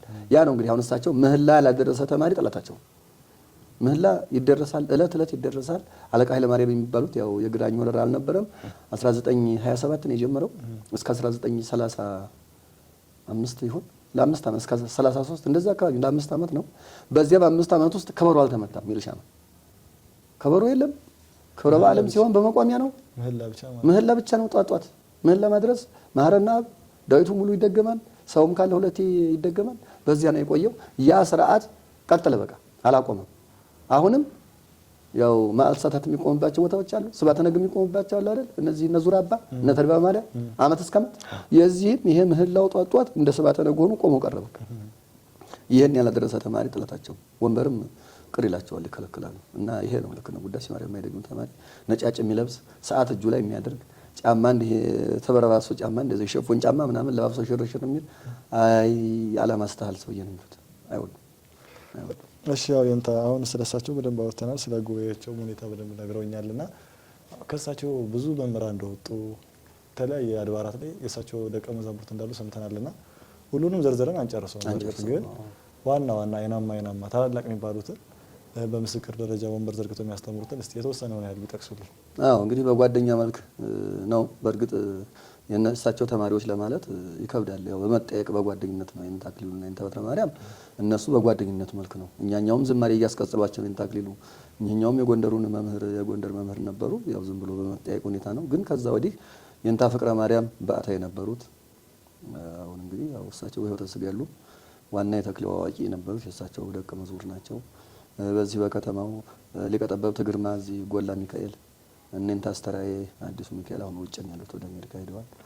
እነንታ ኤልያስ እዚህ እንትና የካ ሚካኤል ብዙ ሌሎችም አሉ። አሁን ደግሞ እዚህ ቦሌ ማርያም የታየለ ደገፈኝ ሊቀ ጠበብት እሳቸው ደቀ መዝሙር ናቸው። እንደውም ጥሩ የቃል እግዚአብሔር እንትን አላቸው። እንደሳቸው ባይሆን የመፍጠርም አሁን አንዳንድ አዳዲስ ቀለም ሲመጣም አይቸገሩም። ወንበር ብዙ ጊዜ ስለቆዩበት ወንበሩ ብልህ ናቸው። እውቀቱ አይምሯቸው ክፍት ነው እና ሌሎች ወጣቶች ብዙ በየቦታው አሁን እና ላይኩን የድጓ መምህር እዚህ ጠበብት ላይኩን እዚህ እንትና ነው ያሉት። ራኤል ናቸው ልጅ ወንድማቸውም አሉ ቦሌ መድኃኔዓለም። ሌሎችም ሊቃውንት በየቦታው አሉ። እነ ፍቅረ ማርያም ሰዓሊተ ምህረት አሉ እንደዚሁ ሊቀ ጠበብት ፍቅረ ማርያም እንግዲህ በየቦታው አሉ። ሌሎች መዘምር የሚባሉ ነበሩ። እዚያ ወደ ደቡብ ጎንደርም ወደ ዘዛ ብዙ መምህራን ነበሩ። ተዋል በሕይወተ ሥጋ የሉም። ዛሬ ብዙ መምህራን ነበሩ ያስተማሯቸው፣ በሕይወተ ሥጋ የሉም። በሳሎች ናቸው የጥንቶቹ ተማሪዎቻቸው። አሁን እዚህ ደብረ ቤተ መድኃኔዓለም ደሴ መድኃኔዓለም ሞላ የሻው የሚባሉ ነበሩ። ተክሌ የእሳቸው ተማሪ አብረው የነበሩ ብልህ አሁን እንደው የእሳቸው ጊዜ የነበሩ ደቀ መዛሙርት በጣም ቃለ እግዚአብሔር ቶሎ አይሰዱም። በቁጥር ነው የሚያስተምሩት። የተምሮ አስተማርነት ሂደታቸው ድሮ 9 ነበር። 9 አንድ አቡን ይዘመምልሃል፣ አለፈ፣ ይሄዳሉ። ተመልሰው ሲመጡ ጽናጽሉን ይላሉ 2። በሶስተኛው መረግዱና ጽፋቱ ይባላል። ስንት ሆነ? 3 ሆነ። አለቀ። እዚህ ከሆነ 3 እዚህ አንድ ጊዜ 3 ከነ መረግዱ 3 እዚህ አንድ ጊዜ ይላል። በቃ አንድ ክብረ በዓል ከጀመርክ አንገርጋሪ ደርሰህ ነው እንጂ ከዚህ አታልፍም። ቁጥሩ ያው ይደርስብሃል 9 ቁጥር። አሁን ደግሞ እየደከማቸው ሲመጣ 7 አደረጉት። አሁን ያ ተማሪ ያችን ሲያኝክ ነው የሚውለው እንግዲህ በቃ አሁን እኮ ዛሬ ልማር ካልክ 3 ክብረ በዓልን ትጨርሳለህ። የአሁን መምህራን ቴክኖሎጂው እንትን ስላለ እና በሳል ነበሩ የእሳቸው ደቀ መዛሙርት የማስታውሳቸው። በእርግጥ መረጃ ለሚፈልግ ሰው ፍሬ ማህሌቱ ላይ የተዘረዘሩም ስላሉ ከዚያም ላይ ማየት ይቻላል። እንደዚህ ነው። ያው የንታ አሁን ነግረውኛል። ከእሳቸው አብዛኛው የተማሩ መምህራን አሁን ለምሳሌ የንታ በትረ ማርያም አሉ፣ ደብረ ሊባኖስ ያሉት ያው ተማሪ አይቆጠሩም። እሳቸው እንኳን እንደ ጓደኛ ናቸው። ይሁን እሺ። የንታ አክሊሉ ደግሞ ብለውኛል። እነሱም ያው ጓደኞች ናቸው። አብዛኛዎቹን ብንወስዳቸው ሁሉም ከእሳቸው ተምሮ እየወጣ ምስክሩን ይሰጣል። አሁን ለምሳሌ ዜማን ብንወስድ የዜማ ምስክር ያለው አንድ ቦታ ቤተልሔም ብቻ ነው። ዝማሬ መዋሰት ብንወስድ ዙር አምባ ነው ያለው። ታሽ ቤት አቋቋም ካለን ደግሞ ጎንደር ነው ያለው። የቤተ ማርያም አቋቋም ላይ ስንመጣ ግን ምስክሩ በተለያየ ቦታ ስንሄድ እናገኘዋለን። ይሄ ምስክሩ መብዛት ከምን ሊመጣ ቻለ? እሳቸው እያስተማሩ የነበሩት ኤልሻ መድኃኔዓለምና እንዴት በዛ ብቻ ተወስኖ አልቀረም? ደግሞ ቦታው ሲበዛ ማይከሉ አንድ ባልሆነ ቁጥር የሆነ የመለያየት ነገር ይኖራልና እንዴት ሊበዛ ቻለ የሚለውን ነገር ያንሱልኝ። ያው መምህራን በየቦታው ወንበር ሲዘረጉ እግዚአብሔር የሚገልጥላቸው ጥበብ አለ። አሁን የንታ ወልደ ሚካኤል አላነሳዋቸውም ቅድም። ደብረ ኤልያስ ጎንደር ውስጥ እንትን ማነው ጎጃም ደብረ ኤልያስ እስካሁን እዛ ሲያስተምሩ የነበሩ አሁን እንኳን ወደ ከተማ ወደ ደብረ ማርቆስ መጥተዋል የሚባል ሰማለሁ። አሁን እሳቸው የኔታ ቤተ ማርያም አንጋፋ ተማሪ ናቸው። እጀ ስራው ምኑም አሁን ስታያቸው የኔታ ቤተ ማርያም እና የእሳቸው እጀ ስራ ይለያል። እንግዲህ ሰው ወንበር ይዞ ሲቀመጥ የሆነ አክሽን የቤተ ማርያም እጀ ስራ ምን እንደው ሌላ ነገር ነው ያስፈራል። ብድግ ሲያደርጉት መቋሚያውን የሆነ ነገር የሚያስደነግጥ ነገር አለው። እና እዛ ቅኔ ቤት ነበርኩ አንድ 3 ዓመት ያህል ማህበር ቀለም ሰማ ነበርና እንደው ስርጉድ የምታደርገው ወራለቻቸው በቃ ደስ የምትል ነገር እና አባቶቻችን እንደዚህ ነው። ግን በየቦታው ማህተም መኖሩ ትልቅ እንትና ክፍተት አለው። እንዴት ሆነስ እንዳልከው ደብረ ታቦር ነው እንግዲህ በተክሌ መምህርነት የተክሌ ምስክር ተብሎ የሚጠራው። የጽናጽል ደግሞ ምስክር ተብሎ የሚጠራው ጎንደር ባታ ነው።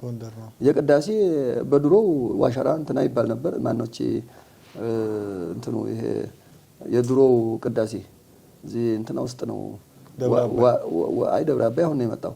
ይሄ የድሮ ቅዳሴ ሰረርኩላ ቅዳሴው የቅኔው ዋሸራ ነው የሚባለው። አሁን የቅኔ ትምህርት በየቦታው መምህራኑ ሁሉ ማህተም ይሰጣሉ። ቅዳሴውም አሁን የእንትናው የደብረ አባው ልሂድ ካላለ ያስተማረ መምህር መስጠቱ ነው አለው በየቦታው እዛው ቦታው ደርሼ ልንጣ ካለ ነው እንጂ እና አሁን መብቱ ተጠብቆ ያለው የማን ነው? የድጓው፣ የዝማሬው፣ የታሽ ቤት አቋቋሙ ሶስቱ ናቸው መብታቸው የተጠበቀላቸው። ይሄ ተክሌውም አሁን እነንታ ምክሩ እነንታ ጌራ የሚባሉ አሉ በሰሜኑ እነንታ ምክሩ ባህር ዳር አሉ። ደብረ ታቦር አለ። አሁን ቤተ ማርያም ደግሞ ራሱን የቻለ አንድ ቅርንጫፍ ሆኗል። ራሱ ቤተ ማርያም የተባለው ለብቻው ቅርንጫፍ ሆነ ከደብረ ታቦር ስም ተለይቷል። ቤተ ማርያም የሚባለው ደግሞ በየቦታው መምህራኑ ዘብርም ያሉት ደብረዋኖስም ያሉት እዚህም አዲስ አበባ ውስጥ ወንበር ዘርግቶ መቼም ከዚህ ሰዓሊተ ምሕረትና እዚህ ያሉት ናቸው እንጂ ብዙም የሰፋ ወንበር ባይኖርም በየቦታው አልተከለከለም። ይህን አንድ ማድረግ የሀገረ ስብከት የጠቅላይ ቤተ ክህነት ስራ ነው ነበረ። ግን ወደ ማንኛው ያርገው በደብረ ታቦሩ እንዳያረገው የቤተ ማርያሙ ራሱን የቻለ የተለየ እንትን ነው። ኤልሻማ ቢሆን ጥሩ ነበረ። እሱም ማድረግ የሚችለው የሀገረ ስብከቱ በዚያ ደቡብ ወሎ አይደል ሀገረ ስብከቱ። አሁን እሱ መብቴ ይከበርልኝ ቤተ ማርያም አቋቋም ራሱ ቤተ ማርያም ስለሆነ በዚህ ቦታ ላይ ስሙ ማህተሙ ለሌላ ቦታ እንዳይሰጥ ብሎ ማስከበርና ቦታው ላይ በበጀት እንኳን የማህተም ቦታ ሊሆን እዛ ለሚማረው ተማሪ ቀለብ የሌለ መንደር ለመንደር እየዞረ እየለመነ እንዴት አድርጎ ነው ማህተም ይከበርልኝ የሚለው? መጀመሪያ እኮ በጀት ያስፈልጋል። አዳሪ ትምህርት ቤት እንዲሆን ማለት ነው። የምስክር ጉባኤ ቤት እንዲሆን መቼም መምህራን ሌላ ቦታ ተምረው ነው የሚመጡት ጨርሰዋል። እዛ የሚሄዱት ለምስክር ነው። ሲሄዱ ወረቀት ማሰማትና መስማትና ወንበር ዘርግተው በጎን ማስተማር ነው። እነዚያ ሽማግሌ ትላልቅ ሰው ነው የሚሄዱ። መንደር ዞሩ ለምን እንዴት አድርጎ ይሆናል? ይሄ ነው በጀት አለመበጀቱ። ሀገረ ስብከቱም ደግሞ መብቱን ማስከበር ነበረበት ቦታው እና በዚህ ምክንያት ያው በየቦታው እየተሰጠ ነው። እሱም አልከፋም። በተሰጠው ቁጥር ግን ላሄውም እጀ ስራውም እየተለየ አሁንማ የሚታይ ነገር ጥያቄ ወደፊት ካለ ምናልባት እዛ ላይ ገልጸው እንደሆነ ምናልባት እንደው ከእጀ ስራው አንፃር አሁን የሚታዩ እጀ ስራዎች በየዩቲዩብ ምናምን እንደው ነገሮች አሁን ከዚህ ከጥምጥም ጋር አብሮ ሊያያዝ ይችላል። እሳቸው ካበረከቱት ሊቃውንቱ እስካሁን ሲገለገሉበት ከነበሩት መጽሐፍት መካከል ለቤተክርስቲያናችን ያበረከቱ ከሚባሉ መካከል ፍሬ ማህሌት ነውና ያጻጻፉ ሂደት ምን ይመስል እንደነበርና ምን አካቷልስ ደግሞ ይሄ እንደዚህ ባይሆንስ ብሎ የሚስተካከል ነገርም ካለ አሁን አንዳንድ እንትን ይሄ እንደዚህ ቢያደርጉ ጥሩ ነበር የሚባሉ አንዳንድ ነገሮች ይሰማለውና እስቲ ስለ ፍሬ ማህሌት ጠቅለል አድርገው ይግለጹልኝ። ፍሬ ማህሌት አሁን ሲጽፉ ይሄ በፊት ቅድም ያነሳነው ነገር አለ። ሌሊት ስለ ቀለሞች ንባብ ተጣይና ተነሽ፣ ስለ ዜማ ተከታታይነት ማን ሲከተለው እንደሚለቅ አሁን ደብረ ታቦር አለ። ከዚያ ቀጥሎ መካከል ላይ ደግሞ አንድ ቁርጥ ከገባ ያኛው ከኋላ ያለው ለቆ ለፊተኛው ይተውለታል። ሁለቱም ቁርጥ እንዳይሆን ማለት ነው። በጽናጽልም ቢሆን አሁን ያከብርዋ ሰንበት አሳት ወአና ምርት ለውስተ ልጎታይት ማን ነው እዛ አካባቢ ላይ ወኩሉ ፍጥረት የሚል አሳት ወአና ምርት አለ አይደል? አሳትና ወኩሉ ፍጥረት ሁለቱም ቁርጥ እንዳይሆኑ በዘንግ አሁን እንደዚህ ይሄኛውን እንደ ደብረ ታቦር አድርጎ እንደ ላይ ቤቱ ማለት ነው። ያኛውን ወደዛ የሚሄድበት አንዳንድ በጽናጽልም ጊዜ አሁን ጸጳጦስ ይእቲ ማርያም ሲል አሁን አንቀጥቃጭ ትቀራለች። ለምን ወደፊት ያለው ሀሌና ቁርጡ ያስቀረዋል። አዋጅ ነው ይሄ። በጎንደሩም በተክሌውም በማንኛውም አዋጅ ነው ይሄ። አንቀጥቃጭ ወደፊት ሀሌና ቁርጥ ከገጠመ በቃ ያንን አንቀጥቃጩን ያስቀሩና እነሱ ወደፊት ነው የሚሄዱት። እንደዚህ ያሉ ባህሎች አሉ። ለምሳሌ አሁን በሰረገል ላይ ረውጹ ምንድነው ወስብሐት ይወሙኒ አሁን እንደዚህ ሰማይኩ ጸልወተከ ወደፊት ግቢ ከተከተለው ጉሮሮውን ቀየር ያደርገዋል። እነዚህን በአዋጅ ወጸለሉ የሚቆጥርበትና የማይቆጥርበት ወጸለሉና ማነው ወአንተስ ይደግምንከ በጉሮሮቹ እንዳይመሰሰሉ ይሄኛው ያሳጠራል። ንሴብህና አውድድ ይለያያሉ አጫጫራቸው። እነዚህን ሁሉ በእንትን ያስቀመጡት መጀመሪያ መግቢያው ላይ ወደ 40 ገጽ ይሆናል። ፍሬ ማህሌቱ አዋጁን ያስቀደሙት። አሁን ያን መለከተው የለም በሩ እዛቸው ብፁዕ አንተ ላይ ነው እንግዲህ ያቸው መለከቱ ላይ የሚሄደው ግን ፍሬው ያለው እዛኛው ላይ ነው ከኋላ አለው። ያን ካወቀ አይሸመደድም ብዙ ነው እንጂ ያ ቤት ታወቀ አዋጁ ለፈጠራውም አንዳንድም ቀለሞች ለማስተካከል ይቻላልና ዘንጉ ውስጥ በእርግጥ ማህተም ሲታተም የተበላሹ ነገሮች አሉ እና ለሐረወሙን የመሳሰሉ ብዙሃን አድርገዋቸዋል። ብዙሃን አይደለም ዜማው ለዓለም ኃላፊ ነው። እነዚያን ብዙሃን አይሆንም።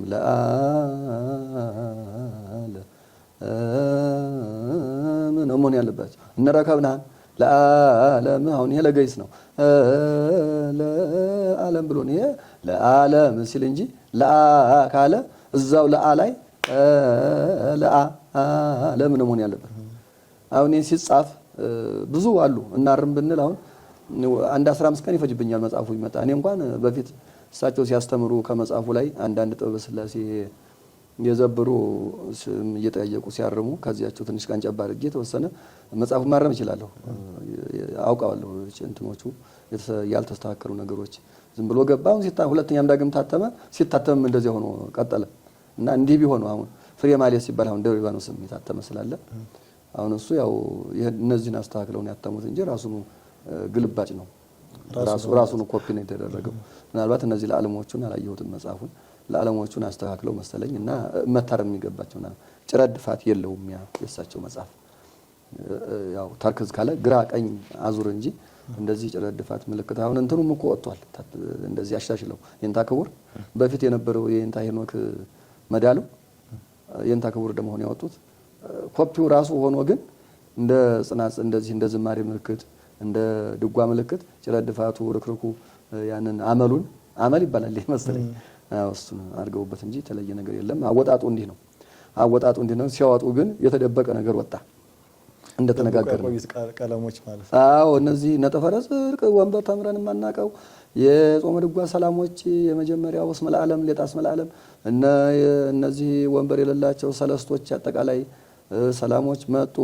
አቡኖች ወንበር የሌላቸው አሁን እነ ነገስት በስራይነት ነው የገቡት። ብዙ በቃ እነ ጾመ ሙሴ ጾመ ዳንኤል የሚሉ እነሱ ሁሉ ወንበር የላቸው። በቃ የደብረ ታቦር በፊት የቀጸሏትን አመጡና መጽሐፉ ላይ ግጥም አደረጉና ወጡት። አሁን እነሱ እሳቸው ያን ያደረጉት ደብረ ታቦሮች እንዲገዙ ነው መጽሐፉ። አዎ እዛ ስላልታተመ ደብረ ታቦር እነሱም ግራ እንዳይጋቡ ባይሆን የሚለይባቸውን እዛው ላይ ምልክት እያደረጉ እነሱን ለመርዳት ጭምር ነው የታሰበው። ግን ለሳቸው በኋላ ካላስቀጸሉና ነው ያልቀጸለ ሰው ግን ያን በመልክቱ ልበል ሲል ሊደናገር ይችላል።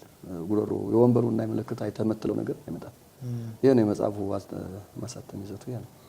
ያው እሳቸው የእንታ ብዙ ተማሪዎቻቸው ነገሩን የፍሬ ማህሌት አመጣጠንም ነገሩንና እሳቸው ግን በህይወት እያሉ የኔን ወንበር እንትና ቀለሜ እንደሱ ያዘው የለም ይሉት ወይ በቃ ወንበሬን ይተካኛል ብሎ የሚያስቡት ከተማሪዎቻቸው መካከል የለም?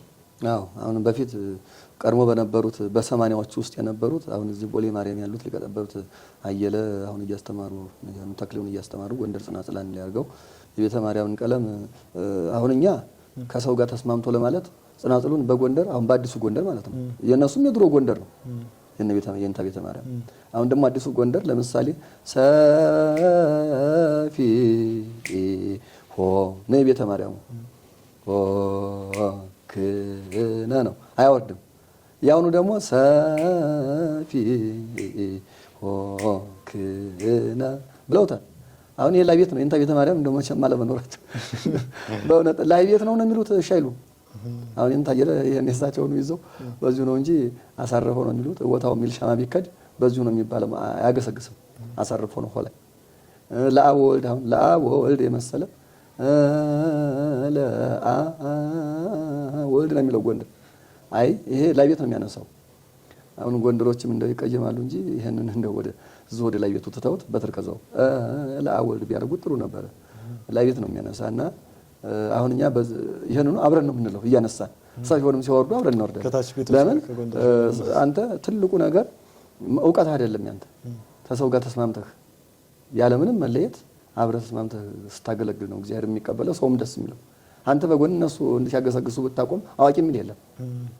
ምክንያቱም ህዝብ ተቀብሎታል። አሁን አጠቃላይ ኢንተርናሽናል አሁን ይሄ ምክክር መደረግ የነበረበት መዳሉ ሲታተም እነ እንታ ቤተ ማርያምን የድሮዎቹ አሉ አይደል እነ አለቃ ኃይለ ማርያም እንቆ ባህሪ የሚባሉ ነበሩ ደስ የስላሴ እነሱ የእንታ ነው ጓደኞች ናቸው። ከነሱ ጋር ተመካክሮ ቢደረግ ኖሮ ይሆን ነበር። ግን ያን ጊዜ ሲታተም አድራሾቹ በጊዜ የነበሩ እዛው አካባቢ የነበሩ ተስማምተው ይሄ እንደዚህ ቢሆን ይሻላል ምን እዚህ ላይ ምን አስፈለገ። አሁን የእንታ ቤተ ማርያም ጋር ራሱ የሚበላሽ ነገር አለ። ያንን ነቅፋ ያኛውን አታመሰግነው። ሁለቱም ጋር ችግር አለ። አሁን ወበ እሁድ ብላ ያወርዳል። አሁን ቤተ ማርያም አይወርድም። እንደ ጎንደሩ አሁን ወበ እሁድ ነው ምን ያለበት። አሁን መቼም አንዱ ጋር ጥፋት አለ ስትል እዛኛው ጋር ታገኛለህ። ሁለቱም ጋር ነው። ሴትዮዋ ምንድነው ተጎን ልጅ አምጥቶ ተጎረየት ለካ ተጠረጥራለች። አሁን እዛ ሄዶ እሷ ውሃ ቀርታ ስትመጣ ያኔ ቤት ያለው ልጅ አይደል ይዞ ሄደው እዛ ሲል ስትመጣ ልጆች ምናምን ስትል ድምጿን የሰማ ጊዜ የዛችኛይቱ ታቅፎ ደንግጦ እዛ ጎረቤት ያለውን ይዞ ቤት ስትመጣ የሷ ልጅ አይደለም እዛ ቁጭ ያለ ጎረቤቷል። ደግሞ የምጠረጥረውን ቤት ይዘብ ይመጣ ላቃጥለልህ ዝም ልጅ አልክተተው አለችው። ታይዛም ቤት ሳት አለ ያንቺ ልጅ ከቱልሻል ነው። አሁን እኛ የእንታ ቤተ ማርያምን አመስግነን ጎንደሩን እንደዚህ አድርጎታል ብንል እዚህኛውም ጋር ደግሞ ስገባ ስተት አለ። ለምን እንዲህ ያረክ ሲባል መልስ ይኖረዋል። ሁሉም መልስ አለው። እነዚህኞቹ ወይ እንደዚህ እንዲሆን ነው ይላሉ። እነዚያም ደግሞ አሁን እንታ የሉም እንጂ ቢጠየቁ እንደዚህ ስለሆነ ነው ይሉ ይችላሉና ይሄ ነው እንትኑ። አሁን ቆይታ እያደረግን ያለ ነው ከሊቀ ጠበብት አክሊለ ብርሃን ጋር ነውና ከአፍታ ቆይታ በኋላ እንመለሳለን።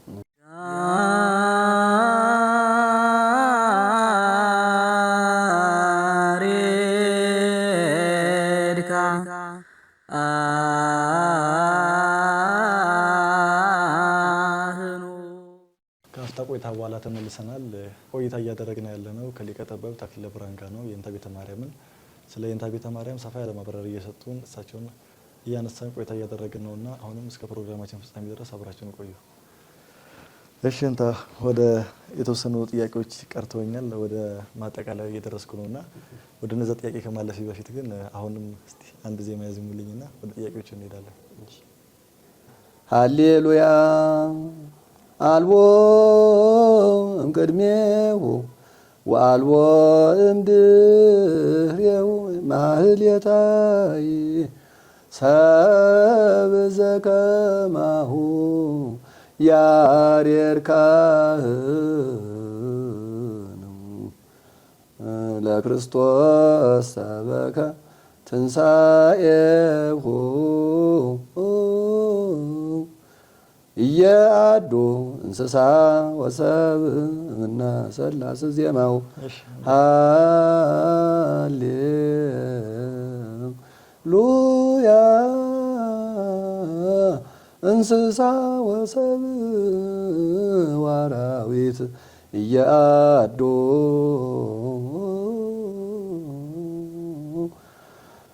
እምነ ሰላስ ዜማው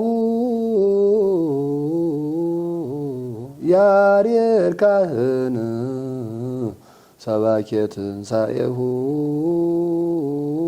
ይብጽሐነ ዮም ቡራኬሁ ዘሩ ተመሳሳይ ስለሆነ እሺ ወደ ጥያቄዎቻችን እንመለስና አሁን በቤተ ማርያም አቋቋም ላይ ቅድም እንደተነጋገረው ምስክሩ ከተለያየ ቦታ ሆኗልና እርሶ ደግሞ ከእንታ ቤተ ማርያም እንደተማሩ መጠን አሁን የእጅ ስራው ከአንዳንድ ቦታ አንዳንዱ በጣም የእጅ ስራውን እያበዛው የጎሮሮም አንዳንድ መለየት እየመጣ ነውና እርሶ ደግሞ ከቤተ ማርያም ከምንጩም እንደማማሩት አንዳንድ የሚያዩት አንዳንዱ አበዛው አንዳንዱ እንትን የሚሉት ነገር ካለ ይሄ መስተካከል አለበት የሚሉት በቤተ ማርያም ላይ ቅራኔ አይነት ነገር ካሉት እስቲ እሱን ይንገሩ።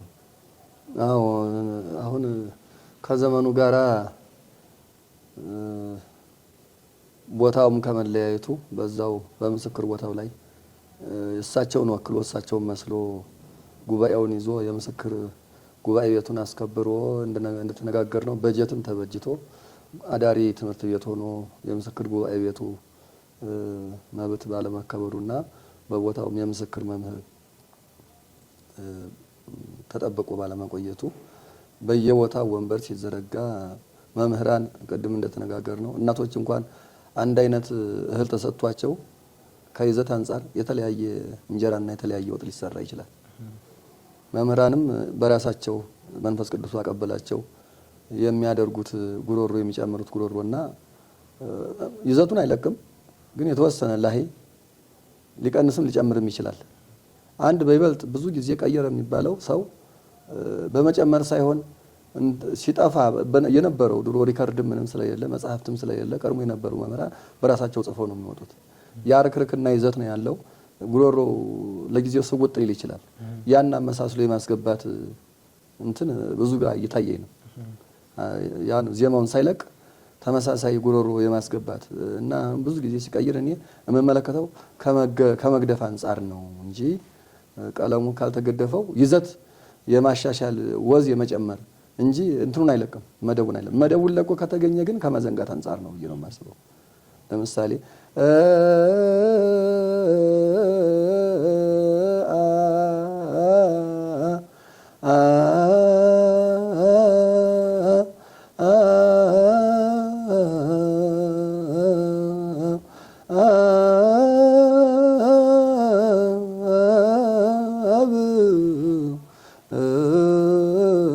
ቀደሳ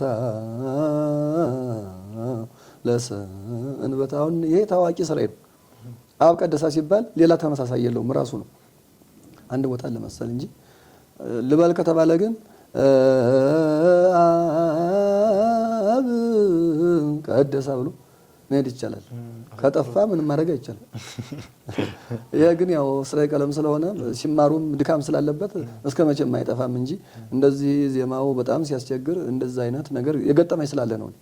አንድ መምህር እንደዚሁ ስማቸውን ባይጠቀስም በጣም ሲለይባቸው መጽሐፉ የታተመው አጋጣሚ አዲስ አበባ መጥተው ነበር። እኔን ጠየቁኝና እዛ መሀል ጥየቃ እንትን ስንገባ ብዙ ቦታ በጣም ተለያየን እና መጨረሻ ላይ ይዘንግቸው እኔ በራሴ ያስገብችበት ነው ማለት ነው ብለው ራሳቸውን እንትን ብለዋል። እና እንደዚህ አይነት ነገር ይገጥማል። ያው ጉባኤ ዘርግተህ ስታስተምር አጠገብ የምትጠይቀው ከሌለ ምንም አማራጭ የለህም። መውጫ መንገድ ማዘጋጀት ነው። ቀጣይ ያኛውን አስተምረው ደግሞ እዛ ላይ እንደው ጠይቀህ እንኳን ብታገኝ እንዲህ ነው ብትል ያኛው ደግሞ ለኔ እንዲህ አይደለም ይነገርከኝ ይላል። ያ አቋም ሆኖ ይቀራል። በቃ በዚያው ላይ እንደዚህ አይነት ነው። ግን አሁን እጀ ስራው እንኳን የዝማሜው የከበሮ የጥምጥሙ በጣም ተብላሽቷል። አሁን 3 ኩብ ኳስ ወደ ላይ እየተጠቀለለ እንዲህ ያለ ጥምጥም አሁን ይሄ ድራማ ነው የሚባለው ወይስ ቤተ እግዚአብሔር መገልገያ ነው? መሶበ ወርቅ አድርገው የእንታ ዝራ የሚጠመጥሙት እመቤታችን ድንግል ማርያምን ለማሰብ ነው። በውስጧ መና ጌታን የያዘች እመቤታችን። እነዚህ እኮ 4 መሶበ ወርቅ ነው ወደ ላይ እየደረሰ ይሄ እንደው ለሰው ታይታ እንደው ቤተክርስቲያንን የሚያስነቅፍ ከበሮ ምታ ስትለው የሚያምሩ የድሮ አባቶቻችን እንዲህ ግራ ቀኝ እያሉ እንደዛ በተመስጦ ቀረናው አዞሪት ሌላ ዳንስ እንደው ሌላ ነገር አሁን ቸብቸቦ አሁን እዚህ ደብረ ገሊላ መንል ከመጣሁ ጀምሮ 18 ዓመቴ አንድ ቸብቸቦ ካንገርጋሪና ከስመላለም በቀር ህይወቴ ያልፋል እንጂ አላስገባም። አሁን እዚህ ምንድነው ማርያም መብዙሃን እዛ ማህሌት በቃ ዝላይ በቃ ጭብጫቦ ሌላ ነገር በቃ ይለለ ከጽናጽሉ የሌለ ከመረግዱ የሌለ ከወረቡ ላይ የሌለ አዲስ ሌላ እንዲህ ያለ ከሰሜን ነው እንደው ከወደዛ ነው የሚመጣው። በቃ እዚህ ገለብጡ ሳይዘው ይመጡና በቃ ጭፋሩ ማህሌቱ ሶናን ሳይጸነጽል በጽፋት በዝላይ ነው የሚታደረው። ይሄ ደግሞ አዲስ አበባ ሴቱም ወንዱም አንድ ላይ ነው የሚቆመው። ሌላ ነገር ነው ውዳሴ ከንቱ ሌላ ታሪው ሌላ ነገር ውስጥ ይወስዳል። እና ይሄ ዘንጉም እኔ በዚህ በየሚዲያው እያየን ነው እንዲህ ያደረገና ምንጭር አድርጎ እዛው ወጥቶ እንደገና ደግሞ እንዲህ አድርጎ ምን እናስፈለገ? አባቶችን ሰርተውልናል። ወደ ግራ ከሆነ ወደ ግራ እንደዚህ ወስዶ ወደ ቀኝ አምጥቶ ከዚህ በኋላ በሚነሳበት ሰዓት እንደዚህ አንስቶ እንደዚህ በስነ ስርዓቱ እንደዚህ ማስቀመጥ እያለ እንዲህ አድርጎ አወላግዶ እንዲህ አጠማዞ ደግሞ የሚያሳርፈናል። እና ይሄ በእውነት ከቤተ ክርስቲያን እንደው ሀግ ባይ ተው ባይ ቢጠፋም በእርግጥ እነንታ ቤተ ማርያም ቢኖሩ ይሄንን ቢያው በጣም ያዝናሉ። እና አሁን ለማን የተሰጠ ኃላፊነቱ? አንተ ተቆጣም ተብሎ ለመስጠት ኃላፊነት የሚሰጠው ሁሉም በየቦታው ኃላፊ ስለሆነ እንደው አብነት መምህራን የዘረጋቸው መቼም የሚዲያ መስማታቸው ስለማይቀር በደብረ ሊባኖስም በተለያየ በጎንደርም በዚያም የተክሌውን ዝማሜ የምታስተምሩ አብነት መምህራን በአዲስ አበባም ያላችሁ በሰሜኑም በዚያም በየቦታው ያላችሁ አብነት መምህራን በዚህ በዘብርም አሉ። ሁላችሁም ወንበር የቤተ ማርያም ዝርግታችሁ የምታስተምሩ መምህራን ደቀ መዛሙርቱን በቃ ላነጋገራቸው ካንደበት ጀምሮ ለመቋሚያ አነሳስ ለጽናጽል አወራረድ ስልጠና እንደዚህ ኮርስ እንደ ሰንበት ትምህርት ቤቱ ወጥ የሆነ አሁን ሰንበት ትምህርት ቤቱ በዚህ በመስቀል አደባባይ በተለያየ ቦታ እግራቸው ሲነሳ አንድ ላይ እጃቸው ሲወጣ አንድ ላይ በቃ እንደዛ አይነት ደቀ መዛሙርቱን እኛ እኮ ዜና ማርቆስ ድሮ በልጅነት ተመርያለሁ በፊት ተማርኩ ያልኩህ ዝማሜ ማለት ነው። እና ያው ዝማሜው ተሳቸው ጋር ከእንታ ቤተ ማርያም ጋር አይገናኝም እንጂ የእንታ ስብሐት ይባላሉ። አሁን አርጅተዋል። ዜና ማርቆስ ሞረት ናቸው። ቁጭሉና አንዳንድ አቡን ያስዘሙ ነበር ተማሪውን ሰብስበው እጅ ስራው ምን ነው ለማየት። አዎ ተማሪው ይሰበሰባል፣ ዙሪያውን ይከባል። እሳቸው እዛ ዳር ላይ ቁጭሉና በሉ ዝመሙ ይላሉ። አሁን እዚያ ምንጭር የሚያደካለ እና ይባልና ወይ ይቀጣል ወይንም ምርማት ይሰጠዋል። አዎ እና እንደዚህ በቃ አሁን ዝም ብለው ለቀው ማተም ሰጥተው ይሰዳሉ ወይንም ዝም ብሎ ዘልቆ ይመጣል። አሁን ማተምም አያስፈልግም እኮ ማተሙ ሌላ ነገር ሆኗል። ይመጣል እዚህ ሲመጣ ታዲያ እንደው እንደ ድራማ እንደ ሌላ ነገር በቃ እኔ ከነዚህ ካሉት ከሚዘሙት ተክሊዎች ቆይ እኔ ለየት በልታይልና እንደው በዚህ አወላግዶ እዚህ አዙሮ እንደው አንዳንድ ጊዜ ያምርልኛል ስንል የሚያስጠላ ነገር ይሄ እየሆነ ነው። ዳኛ በመጥፋቱ ነው።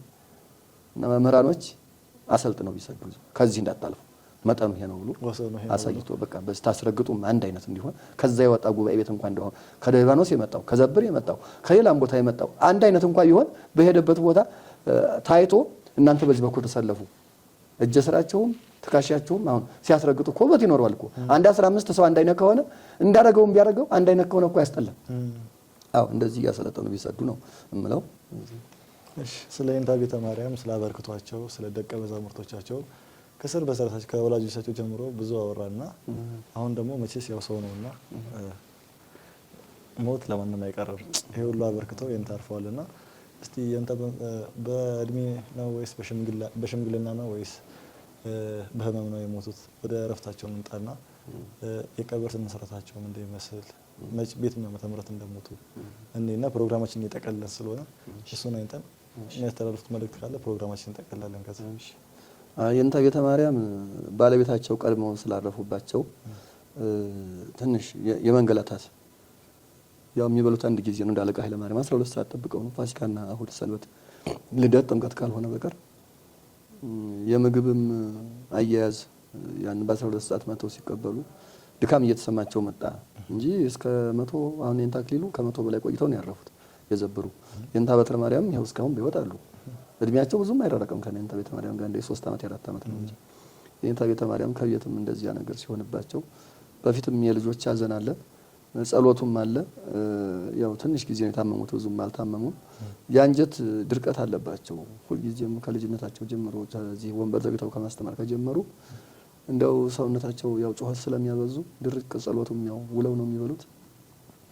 ያ ተጨማመረና በ89 ዓመታቸው 90 ዓመት ሊሞላ እዛ አካባቢ ላይ ነው እንግዲህ 89 90 ላይ ነው 89 ዓመታቸው ሐምሌ 16 ሞልቶ ከዚያ በኋላ 10 ቀን የጨመሩት ሐምሌ 26 ቀን 1998 ዓመተ ምህረት በ90 እንግዲህ መጀመሪያው 90 መጀመሪያው ላይ ከዚህ ዓለም ተለዩ። ብዙም ጻር ድካም የለባቸውም። ለጊዜው ምክንያት ሆኗል ምክንያት ነው እንጂ ብዙም እንትን የሚል እንደዚህ ጻር ያለው ህመም አልገጠማቸውም። ያው የጻር ቀን ሞት ነው እንግዲህ ለቅዱሳኖች እንደዚህ ነው የሚወስዳቸው። በእንደዚህ ነው ረፍታቸው 1998 ሐምሌ 26 ቀን ነው የተቀበሩትም እዛው ኢልሻ መድኃኔዓለም። አዎ የተቀበሩትም እዛው ኢልሻ መድኃኔዓለም ቀድሞ ለባለቤታቸው የተሰራ ማረፊያ የቀብር ቤት ነው የሚባለው ማረፊያ ነበረ። በዚያው ላይ ወደ ሌላ ቦታ እሳቸው ወደ ሌላው ሲመጡ ደስ ግን ቦታው ቃል ኪዳን የተቀበሉበት አደራ የተባሉት ነው። ህዝቡም አይሰድም። ይሄን የመሰሉ ብፁዕ አባት በቀን አንድ ጊዜ የሚመገቡ ታላቅ አባት ዓለማዊ ይባላሉ እንጂ ስሙን ዓለማዊነቱ ያው ዝም ብሎ ለዘር ያህል እንጂ ምንም ነገር ያለም ፍላጎት የላቸውም። እድሜያቸውም እንግዲህ ከ40 ዓመት በላይ ነው ትዳር ሲመሰርቱ። እንደው ዝም ብለው በበቱና እንደኖሩ ነው የሚቆጠረው። ያው እግዚአብሔር የፈቀደው እነዚህ ልጆች እግዚአብሔር ፈቅዶላቸው ነው ወደዛ የሚገቡት ነውና የገጠር ኑሮ በበህቱናም ልኑሩ ይባል ያው የምታየው ከተማ ወይም ገዳም ቢሆን ይሻላል። እዛ ምግብ የሚያዘጋጅ ከሌለ በተማሪ ተዘጋጅቶ ስለማይገፋ ያ ጭምር ነው ወደ ትዳር እንዲገቡ ያደረጋቸው። ያው እግዚአብሔር ፈቃድም ሆኖ ነው እነዚህ ፍሬዎች እንዲያፈሩ ያው እንደዚህ ነው። እሺ የንታ በአብነት ትምህርት ቤት አንድ የሚታይ ነገር አለ። የቀደምት ሊቃውንቶቻችን ብዙ ነገር ያደርጉ ነበር በአብነት ትምህርት ቤት ውስጥ ያሉና ብዙ ጊዜ አይነ ስውራን ምናምን መምህራን ሲሆኑ ተማሪዎች ሲሆኑ መምህራን ያው እነሱ አይነ ስውርም ስለሆኑ መጽሐፍ ስለማይመለከቱ እያሉ አይምሮ ብሩክ የሚያረህ ነገር አንዳንድ ነገሮችን እንዲህ ሲሰጡ ዘይ ይገድፍ ምናምን ሲባል እንሰማለን። አሁን በመጣንበት ዘመን ግን ሁሉንም ነገር ፍርጅ አድርገው ጥንቁልና ነው ሲሉ ነው የምንሰማውና ቤተክርስቲያናችን ውስጥ ሁሉም ነገር ጥንቁልና ነው ወይ ትውልዱ ግልጽ እንዲሆንለት ብለን ነው? እውነትም ጥበብ አለ ቤተክርስቲያናችን ውስጥ እንዲህ በመምህራን መካከል ወይስ ሁሉም ነገር አሁን ትውልዱ እየተረዳ እንዳለው ነው እንዲለይ ነው? ምን የትኛው ነው ጥበብ የትኛው ነው ጥንቁልና ብሎ እንዲለይ ይሄኛው ጥበብ ነው አልፎ አልፎ ግን እንደዚህ ጥንቁልና አለ ብሎ ግልጽ አድርገው እንዲነግሩልን ፈልገን ነውና በአባቶቻችን ታሪክ ስንሰማ በደመና የሚሽከረከሩ የሚሰወሩ ሊቃውንት እንደነበሩ እንሰማለን። አሁን ያለው ትውልድ እንደሚያውቁት ነውና ጥንቁልና ነው እንዳዛ እያለ እየፈረጀ ነው። ደብተራ እንደዚህ ስር በጣሽ ምናምን እያለ ሁሉንም እየፈረጀ ነውና የሊቃውንቱ ጥበብ የትኛው ነው ጥንቁልናስ ቢባለው የትኛው ነው? እስቲ መስመሩን እንዲነግሩን ብለን ነው። ጥበብ እግዚአብሔር ለእነ ሄኖክ የገለጸው ነው። እንግዲህ ከዛ ወዲህ እነ ሰሎሞን እነ ሄኖክ የተገለጸላቸው ጥበብ ነው። መቼም አንድ ሰው መሳሪያ በእጁ ቢይዝ በጎ ከሰራበት ሀገር ይጠብቅበታል፣ ግቢውን ያስከብርበታል፣ ለጠላት መከላከያ ይሆናል። ግን ካልተጠቀመበት ለራሱ መጥፊያ ሊሆን ይችላል። እና አሁን ይሄ ጥበብ የሚባለው እና እመቤታችን ቅድስት ድንግል ማርያም መልአኩ ዑራኤል ልካ ለእዝራ ሱቱኤል አጠጥቶታል ጽዋ ብርሃን። አሁን ያ እንግዲህ አስማት አይደለም። እመቤታችን ራሷ ከመንፈስ ቅዱስ ነው እንግዲህ ተቀብላ ያመጣችው እና አባ ጊዮርጊስ ዘጋስጫም እንደ ጽዋ ብርሃን መጥቶላቸዋል ይባላል። አሁን አንዳንድ አብነት መምህራን ብቃት ያላቸው ሰዎች እንዲህ ይሄም እኮ ቢሆን አዘያ ገድፍ ምናምን ቢሆን እኮ ዝም ብሎ መሸታ እየጠጣ በየመንደሩ እየዞረ ሌላ ግብረ አልባሌ ስራ እየሰራ እኮ ለተማሪ ያደርጋለሁ ቢል ብቃቱ ከሌለ እኮ ያ ተማሪ ወይም ያለ እግዚአብሔር አይገለጽልም። መንፈስ ቅዱስ ይጠይቃል። መንፈስ ቅዱስ እና ይሄ በእርግጥ ጣሊያኖች በፊት ኢትዮጵያ ያን ነገር ስታደርግ እዚህ 5 ዓመት በነበሩበት ጊዜ ነው እንግዲህ ሌላ ስም እየሰጡ ጠንቋይ እንትን እያሉ በየሰፈሩ በየቤተክርስቲያኑ እየሄዱ ብራና መጻሕፍትን እየበረበሩ የፈለጉትን ሰርቀው ወሰዱ፣ ወደዚያው አጋዙት። ያላገኙትን ደግሞ እንሰቅልሃለን እንድናረጋለን ሲል የሚያውቁ ሰዎችም አባቶች እያቃጠሉ እንዳንያዝ እንዳንደበደብ እያሉ ኢትዮጵያን ባዶ አረጓት እንጂ ኢትዮጵያ ብዙ ፍልስፍና ከኪነ ህንጻው ጀምሮ ከነ ላሊበላ ከነ አክሱም ሐውልት ሌሎችም የቤተ ክርስቲያን መጻሕፍት አሁን ብራና መጻሕፍቶች ቢታዩ እና አቡሻህር አሁን ብገባቸው ያ ሀረግ የተሳለው ያው ናው ደንግስቱ ላይ ጫፏ ላይ ዝም ብሎ ቀንጭቦ አምጥቶታል። ጨረቃው ይሄ ስዕሉ ሮዳስ አሁን ይገልጸዋል። ዶክተር ሮዳስ አሁን ያ ጥንቁልና አይደለም እንዴ? መቼ አሁን በዚህ የኛ ቤተ ክርስቲያን ታሽላ ባለፈው ፀሐይ ግርዶሽ በዚህ ቀን ይመጣል አለ እንጂ የዓለም ዶክተር ተሰብስቦ የመጫወቀው አሜሪካ አውቀዋለች አላወቁትም። ይሄ የኛ ጥበብ ነበር፣ የኢትዮጵያ ጥበብ፣ ማንም የማያውቀው ጥበብ። ጠፈር መመራመር፣ በዚህ ሰዓት ዝናብ ይሆናል፣ በዚህ ሰዓት ሜትሮሎጂ የሚባለው አሁን ከየት አባቱ አምጥቶ ነው? ያው ከኛው እኮ የቀሰሙን ነው፣ ከኛ ከቤተ ክርስቲያን የተገኘ ጥበብ እና ግን እነሱ እኛን እንዲህ አድርገው በደብተራ አመካይተው አደነቆሩን እንጂ ከእግዚአብሔር የተሰጡ ጥበቦች አሉ። አሁን አንድ ሰው ትዳር አጥቶ ትዳሩ በቃ የሆነ ነገር ገጥሞት እንደዚህ ያንን መፍትሄ ነገር ፈልጎ አጥምቆ ትዳሩ እንዲይዝ ቢደረግ ልጅ የሚሰጥ እግዚአብሔር ነው። ልጅ እንኳን ሰጣልና አይባልም። ሀብት ስራ ቢያጣ ስራውን እንደው ምሽሳል አይደለ እንዲህ ግርግር የሚያደርግ ነገር ያንን ትምህርትም ቢብለው ከመቤታችን ጸሎተ እግዝእትነ ማርያም አሁን 7 ጊዜ ደግሞ ሰውየው ብቃት ካለው እፍ ብሎ ቢሰጠው ሊገለጥለት ይችላል። እርሶ ተማሪ ያለው እንደዚህ እንዳደረጉ ሰምቻለሁ። ስላስማት እኔ እዚህ ዜና ማርቆስ ስማር እምቢ አለኝ ብለው እምቢ አለኝ። አሁን እዚያች ጥጓ ላይ ያለች ያው ዜና ማርቆስ ገዳም ከሄዳችሁ አሁን አሳያችሁ ሆነን ተዋታላችሁ። እንዲህ እንደ ደብረ አስቦ ጥግ ላይ ሌላ ጻድቁ ማጣብቂኝ የምትባል ዋሻ አለች አይደል? እሷ ዋሻዋ ወደዚህ የዜና ማርቆስ ድሮ የነበሩባት ገዳም በአታለች። እዛች ውስጥ ጸበላለች። ከዛች ቀዳሁና በእንትን በኩባያ ሃይላንድ የለም ድሮ ቅል ነው ይሄ በገጠር ያለው 3 አድርጌ 7 ቀን አለቀስኩ አለ። ህፃን ነኝ ገና 13 ዓመት 14 ዓመት የለም። እዛ ቤተክርስቲያን እየተንከባለልኩ ከዚያ ስል ያችን 7 ቀን ሲሞላ እንደው በህልም ሆነ ራእይ ታየኝ።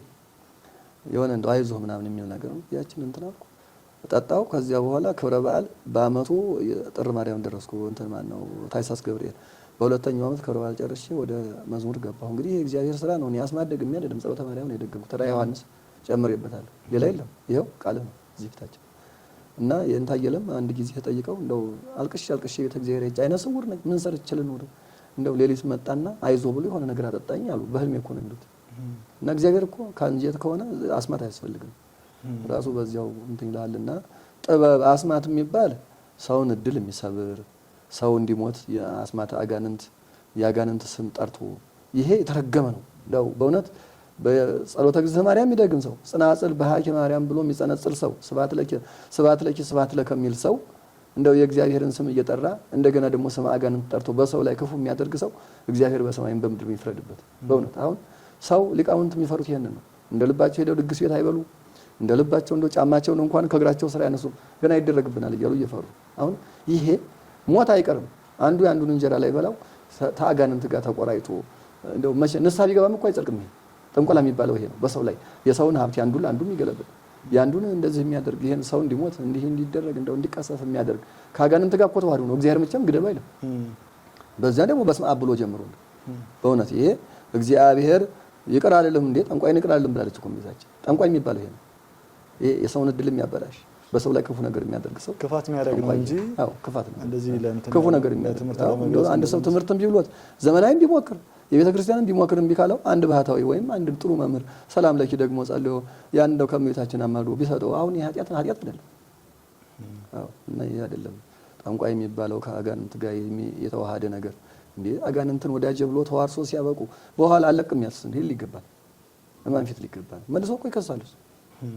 ይሄ ነው ጥንቆላ የሚባል ከአጋንንት ጋር የተያያዘ ስም አጋንንት የሚጠራ ጥሩ አድርገው ገልጸውልናል። ይንታና አሁን የመጨረሻ አንድ ጥያቄ አለች እና እሷን ጥያቄ አንስተን ፕሮግራማችንን እንጨርሳለን። እንደሚታወቀው ያለንበት ዘመን ይታወቃል። ድሮ በእናንተ ስትማሩ የእርሱን ታሪክም እንደማውቀው ከሆነ አንድ ጉባኤ ተምራችሁ ሌላ ጉባኤ ሌላ እውቀት ለመጨመር ድጓውን ከጨርሳችሁ በኋላ ዝማሬውን እንኳን አላቀም ብሎ ሌላ ወደ መጨመር ነበር የምትሄዱት። አሁን ያለንበት ጊዜ ደግሞ እንደሚያውቁት ቶሎ ቦታ የመያዝ ነገር ነው።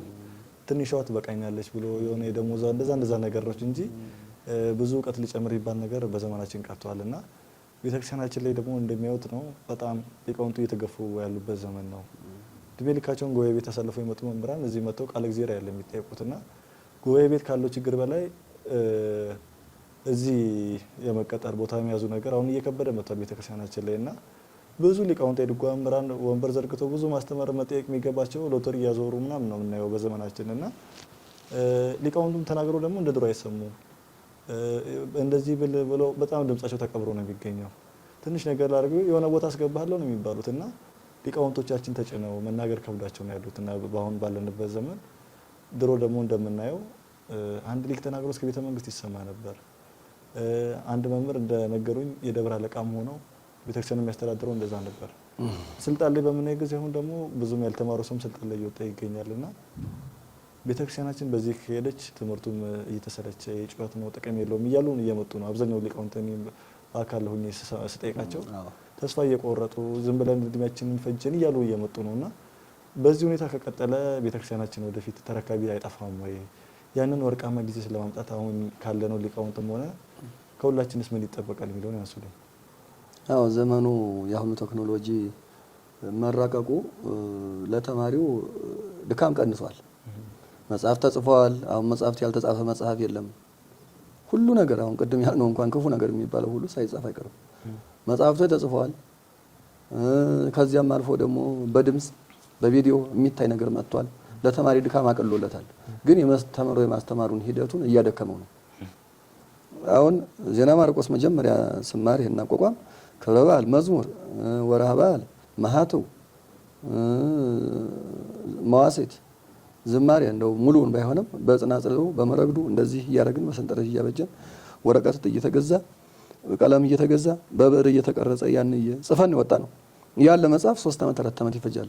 ያን ስንጽፍ የተማርነውን እየከለስን እንግዲህ እየከለስን ቀለሙ እየጠበቀ ይሄዳል። ከዚያ ስንወጣ ደግሞ እንደገና ያልበቃም ተብሎ ሌላ ቦታ ቤተ ማርያም ጋር ደግሞ ከለስኩት። ድጓም አሁን አንቀጽ የለኝም ነበር። አንቀጽ ድሮ አልታተመም። አንቀጽ ድጓ ጽፌ ነው። ድጓውን እንኳን መቼም በጓ ጽባህ አሳትመው ነበር። ጥቁሩም ድጓ አይፍተኛው እሱም ታትሞ ስለነበረ ድጓ አልጻፍኩም። አንቀጽ ጽፌ ነው። አሁን ዛሬ አንቀጹም ሁሉ ነገር ወጥቷል። ጥሩ ነው። ድካም ከዚያ ድጓ ቤተልሔም አስመርቄ ስመጣ ደግሞ ዝማሬው አቀረች። ዝማሬ ደግሞ ዝም ብሎ ምልክትም የረባ የለውም። ያ ትልቁ ረዥሙ ነበረ ትንሣኤ ዘጉባኤ ያሳተመው እሱን አርመን ሙሉውን እሱ ደግሞ ብዙ ጊዜ ይፈጃል። ያንን ርክርኳም ሁሉን አስተካክለን ነው ተነስተን የመጣ ነውና አሁን እንኳን እንደተባለው አንድ ነገር ከተያዘ ቶሎ ብሎ ወደ ስራ ቦታ ለመሄድ ነው። ገንዘብ አሁን ቦታ ተሰጠውና ገንዘቡም የሚገኝበት ራቀ። አሁን ይሄን ስማር ደግሞ ይሄን ከፈል የሚል እያደገ ይመጣል። በኋላ በምን ነው አሁን ሳይበዛብኝ አሁን ልግባና እዛው ሰው ሲመጣ እኮ አሁን እዛው ቦታውን ላይ ያዘውና አመራለሁ ነው የሚመጣው። ሲመጣ አሁን ብዙ ሰዎች ጠይቄያለሁ። ቅኔ ያልተቀኙ ዜማ የማያቋቋም ብቻ ይዘው ወይም ቅኔ ብቻ አውቀው ዜማና አቋቋም የማያውቁ ብዙ ጓደኞች እናሳማከር ምን ነው ስላቸው ከዚያ ስንመጣ አንድ ቦታ እንያዝ እንጂ እንማራለን። አዲስ አበባ መራም ሞልቷልና እዚህ ከመጣን በኋላ ግን ሁሉም በኩልነት ሲታይ ስናይ እንዴ ዘመናዊ ማር ይሻለኛል ወይ መጽሐፍ ቅዱስ ገብቼ አሁን ደግሞ አዲስ መጥቷል። ይሄ ስብከት የሚባል ነገር ወደዛ ወደ ቢሮ መግባት ወደ ስብከት መግባት ትልቅ ነገር ተርጎ የተያዘው ይሄ ነው። አሁን እዚህ ዜማ አቋቋም ድጓ ከመል መጽሐፍ ቅዱስ 1 2 3 ዓመት ተምሬ በሳምንት አንድ ቀን ብቻ ይወጣው ሰላም ለኩልክሙ እያልኩ እስከ አሜሪካ እስከ እንትና ተዋውቄ በፌስቡክ ከሰው ጋር አገናኝ ምን ከሰው ያገናኝ የተደበቀ እንትን ብሎ አሁን ሰው እንደገና ተስፋ እየቆረጠ እንጀራውን ከዚህ ደግሞ ሌላ ነገር ለማግኘት ወደዛ አሁን ቢሮ መግባት ትልቅ ነገር አሁን ተርጎት ያለ ድጓ መሪ አቋቋም አምሮ ጠቅላላ አገልግሎት እዚህ ሄድን አለ ደረጃው እኮ ልቅናውን ወይዛ ቢሆን ይሻላል። አሁን ተላላኪ እንደው የድጓ መሪ ተላላኪ አስጠለም በጣም እንደው ቢሮ ገብቶ እዛ እንደው ታዛዥ እና ይሄን ወረቀት አድርስና እና ይሄን እንዲህ አድርግ እንደው በእውነት ክብራችንን ብንጠብቅስ ምን አለበት? እንደው ገንዘብ እንደሆነም ማለፉ አይቀርም እኮ ሌላምና ይሄ ነው አሁን የጎዳንና አብነት ትምህርት ቤቱ እየደከመ ሄደው በዚህ መልኩ ነው። ለተማሪ ድካም ቀንሶ ነበረ ግን ገንዘቡም አሁን ከዚህ ዝም ብለ አሁን አቋቋም ድጓ አሁን ዛሬ መጥቼ ልግባብል ማን ያስገበደናው ዘመን ገባው እንጂ በአቡነ ሳሙኤል ጊዜ ነው ያን ጊዜ ፈተና መፈተን ነው የሚፈትኑ 4 አይነት ቀለም ነው። እዚህ ዝማሬ ተፈተናለህ። እዚህ ድጓ የድጓ አንቀጿ ተፈልጋ ያውም ዝም ብሎ አንዷን መዝቶ አይደለም ሙሉ ዘሩን አንድ አንቀጽ ያለበት አሁን ለምሳሌ ካለ ያ ፈለሰ ሜስያ ዮሐንስ ድንግል ወሐዋርያ ዘሃረዮ ወልደ ማርያ አሁን ይሄን በል ሲሉኝ ከመጀመሪያው ማን ነው እዝሉ ይሄ የሚገኝበት ከመጀመሪያው ጀምርና ብላኝ አልነገሩኝም ማን እንደሆነ እዝሉ አሁን ያው ገና እንደቀጸልን ከወንበር እንደመጣ ስለሆነ ከመጀመሪያው ጀምሬ ዘለኩት እና አሁን ዛሬ የሚገባ አቋቋም መምህር በእንደዚህ አይደለም። ድሮ አቋቋም መምህር ከገባ ድጓ ተፈትነን በእነሱ በእና አቡነ ሳሙኤል ጊዜ ድጓ ቤትም ከገባ አቋቋምና ዝማሬ ማሰት ቅኔ ተፈት ቅኔ የማይቀር አሁን ብዙ ቅኔ መምህራን እንትን ያቋቋም መምህራን ቅኔ የማያውቁ አሉ። በዚያን ሰዓት ቢሆን አይገባትም። ጥሩ ነበር ያን ጊዜ ተይዞ በአባ ገብረ ማርያም ጊዜ ጥሩ ነበር።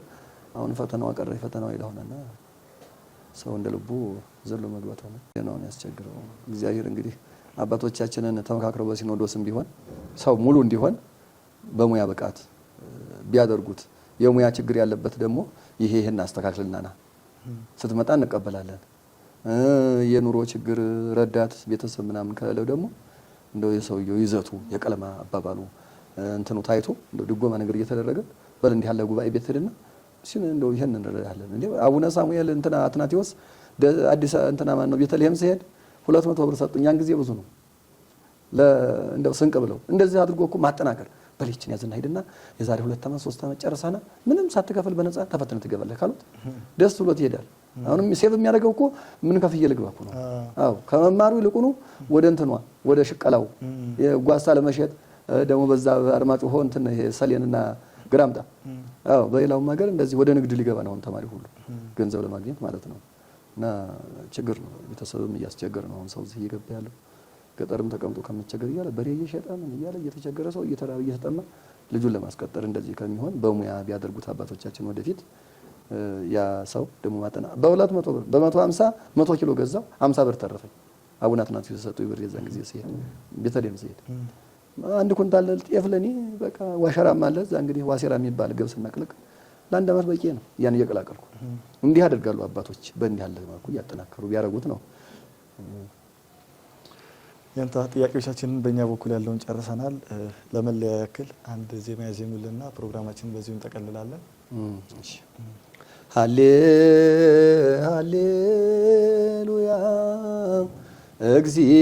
እግዚአብሔር የሃበኒ ልሳነ ጥበብ ከመ አእምር ዘእነብብ ቃል ያጽም እግዚኦ ክስትሊታ እግዚኦ ከመ አእምር ሕገ ለቤተ ክርስቲያን ኩሉ ዘጌሰ ወመጻ ሀቤሃ ኢይጻሙስ መማፍቃሪ ተነግድ ዘማሚውንም የመቼስ የእንታ ቤተን ዘከረ። አዎ እንግዲህ ዘማሚ ይሄንን አቡኑን ብንዘም ጥሩ ነበር፣ ግን ማሳረጊያ ስለሆነ አቡነ ዘበሰማያት ብለን በዚሁ እንጨርስ።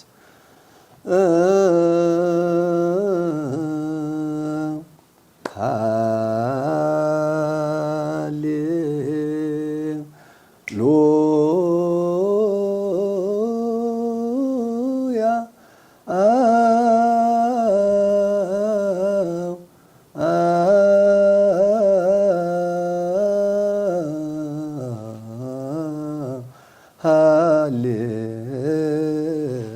ሃሌሉያ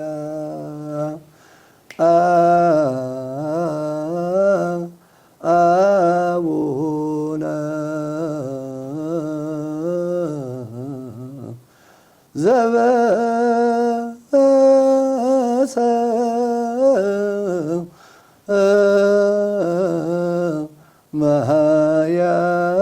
ዘበሰማያት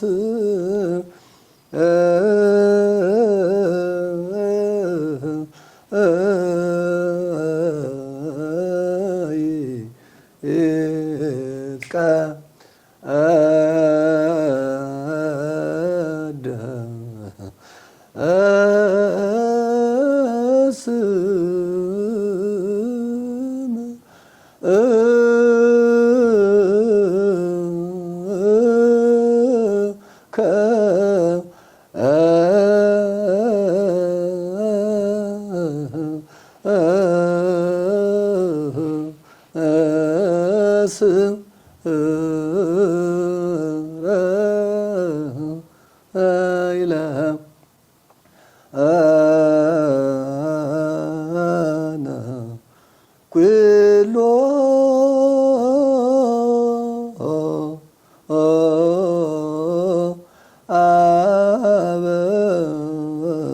አበሳነ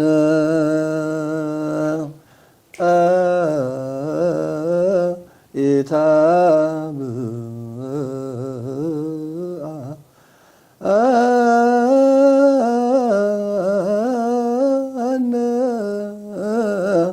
ውስተ መንሱት እግዚኦ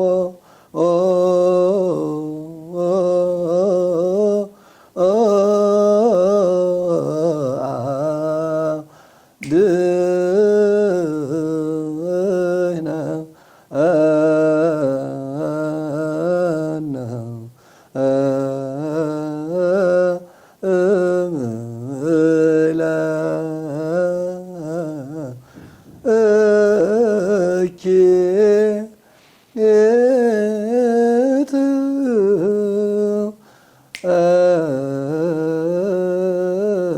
ወባ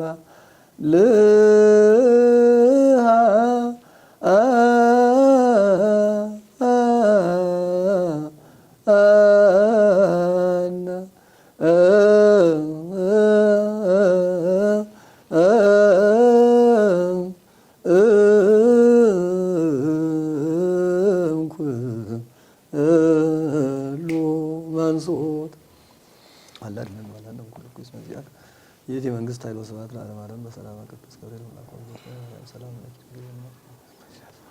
ቡርክት አንቲ እማንስት የተወስከ ክርስቶስ ተንሥአ እሙታን በዐቢይ ኃይል አሰሮ ለሰይጣን ሰላም ኮነ ፍስሐ ወሰላም ወስብሐት ለእግዚአብሔር።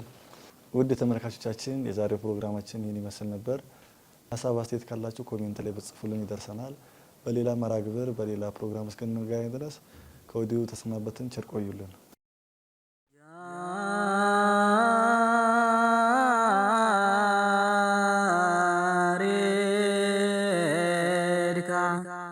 Ah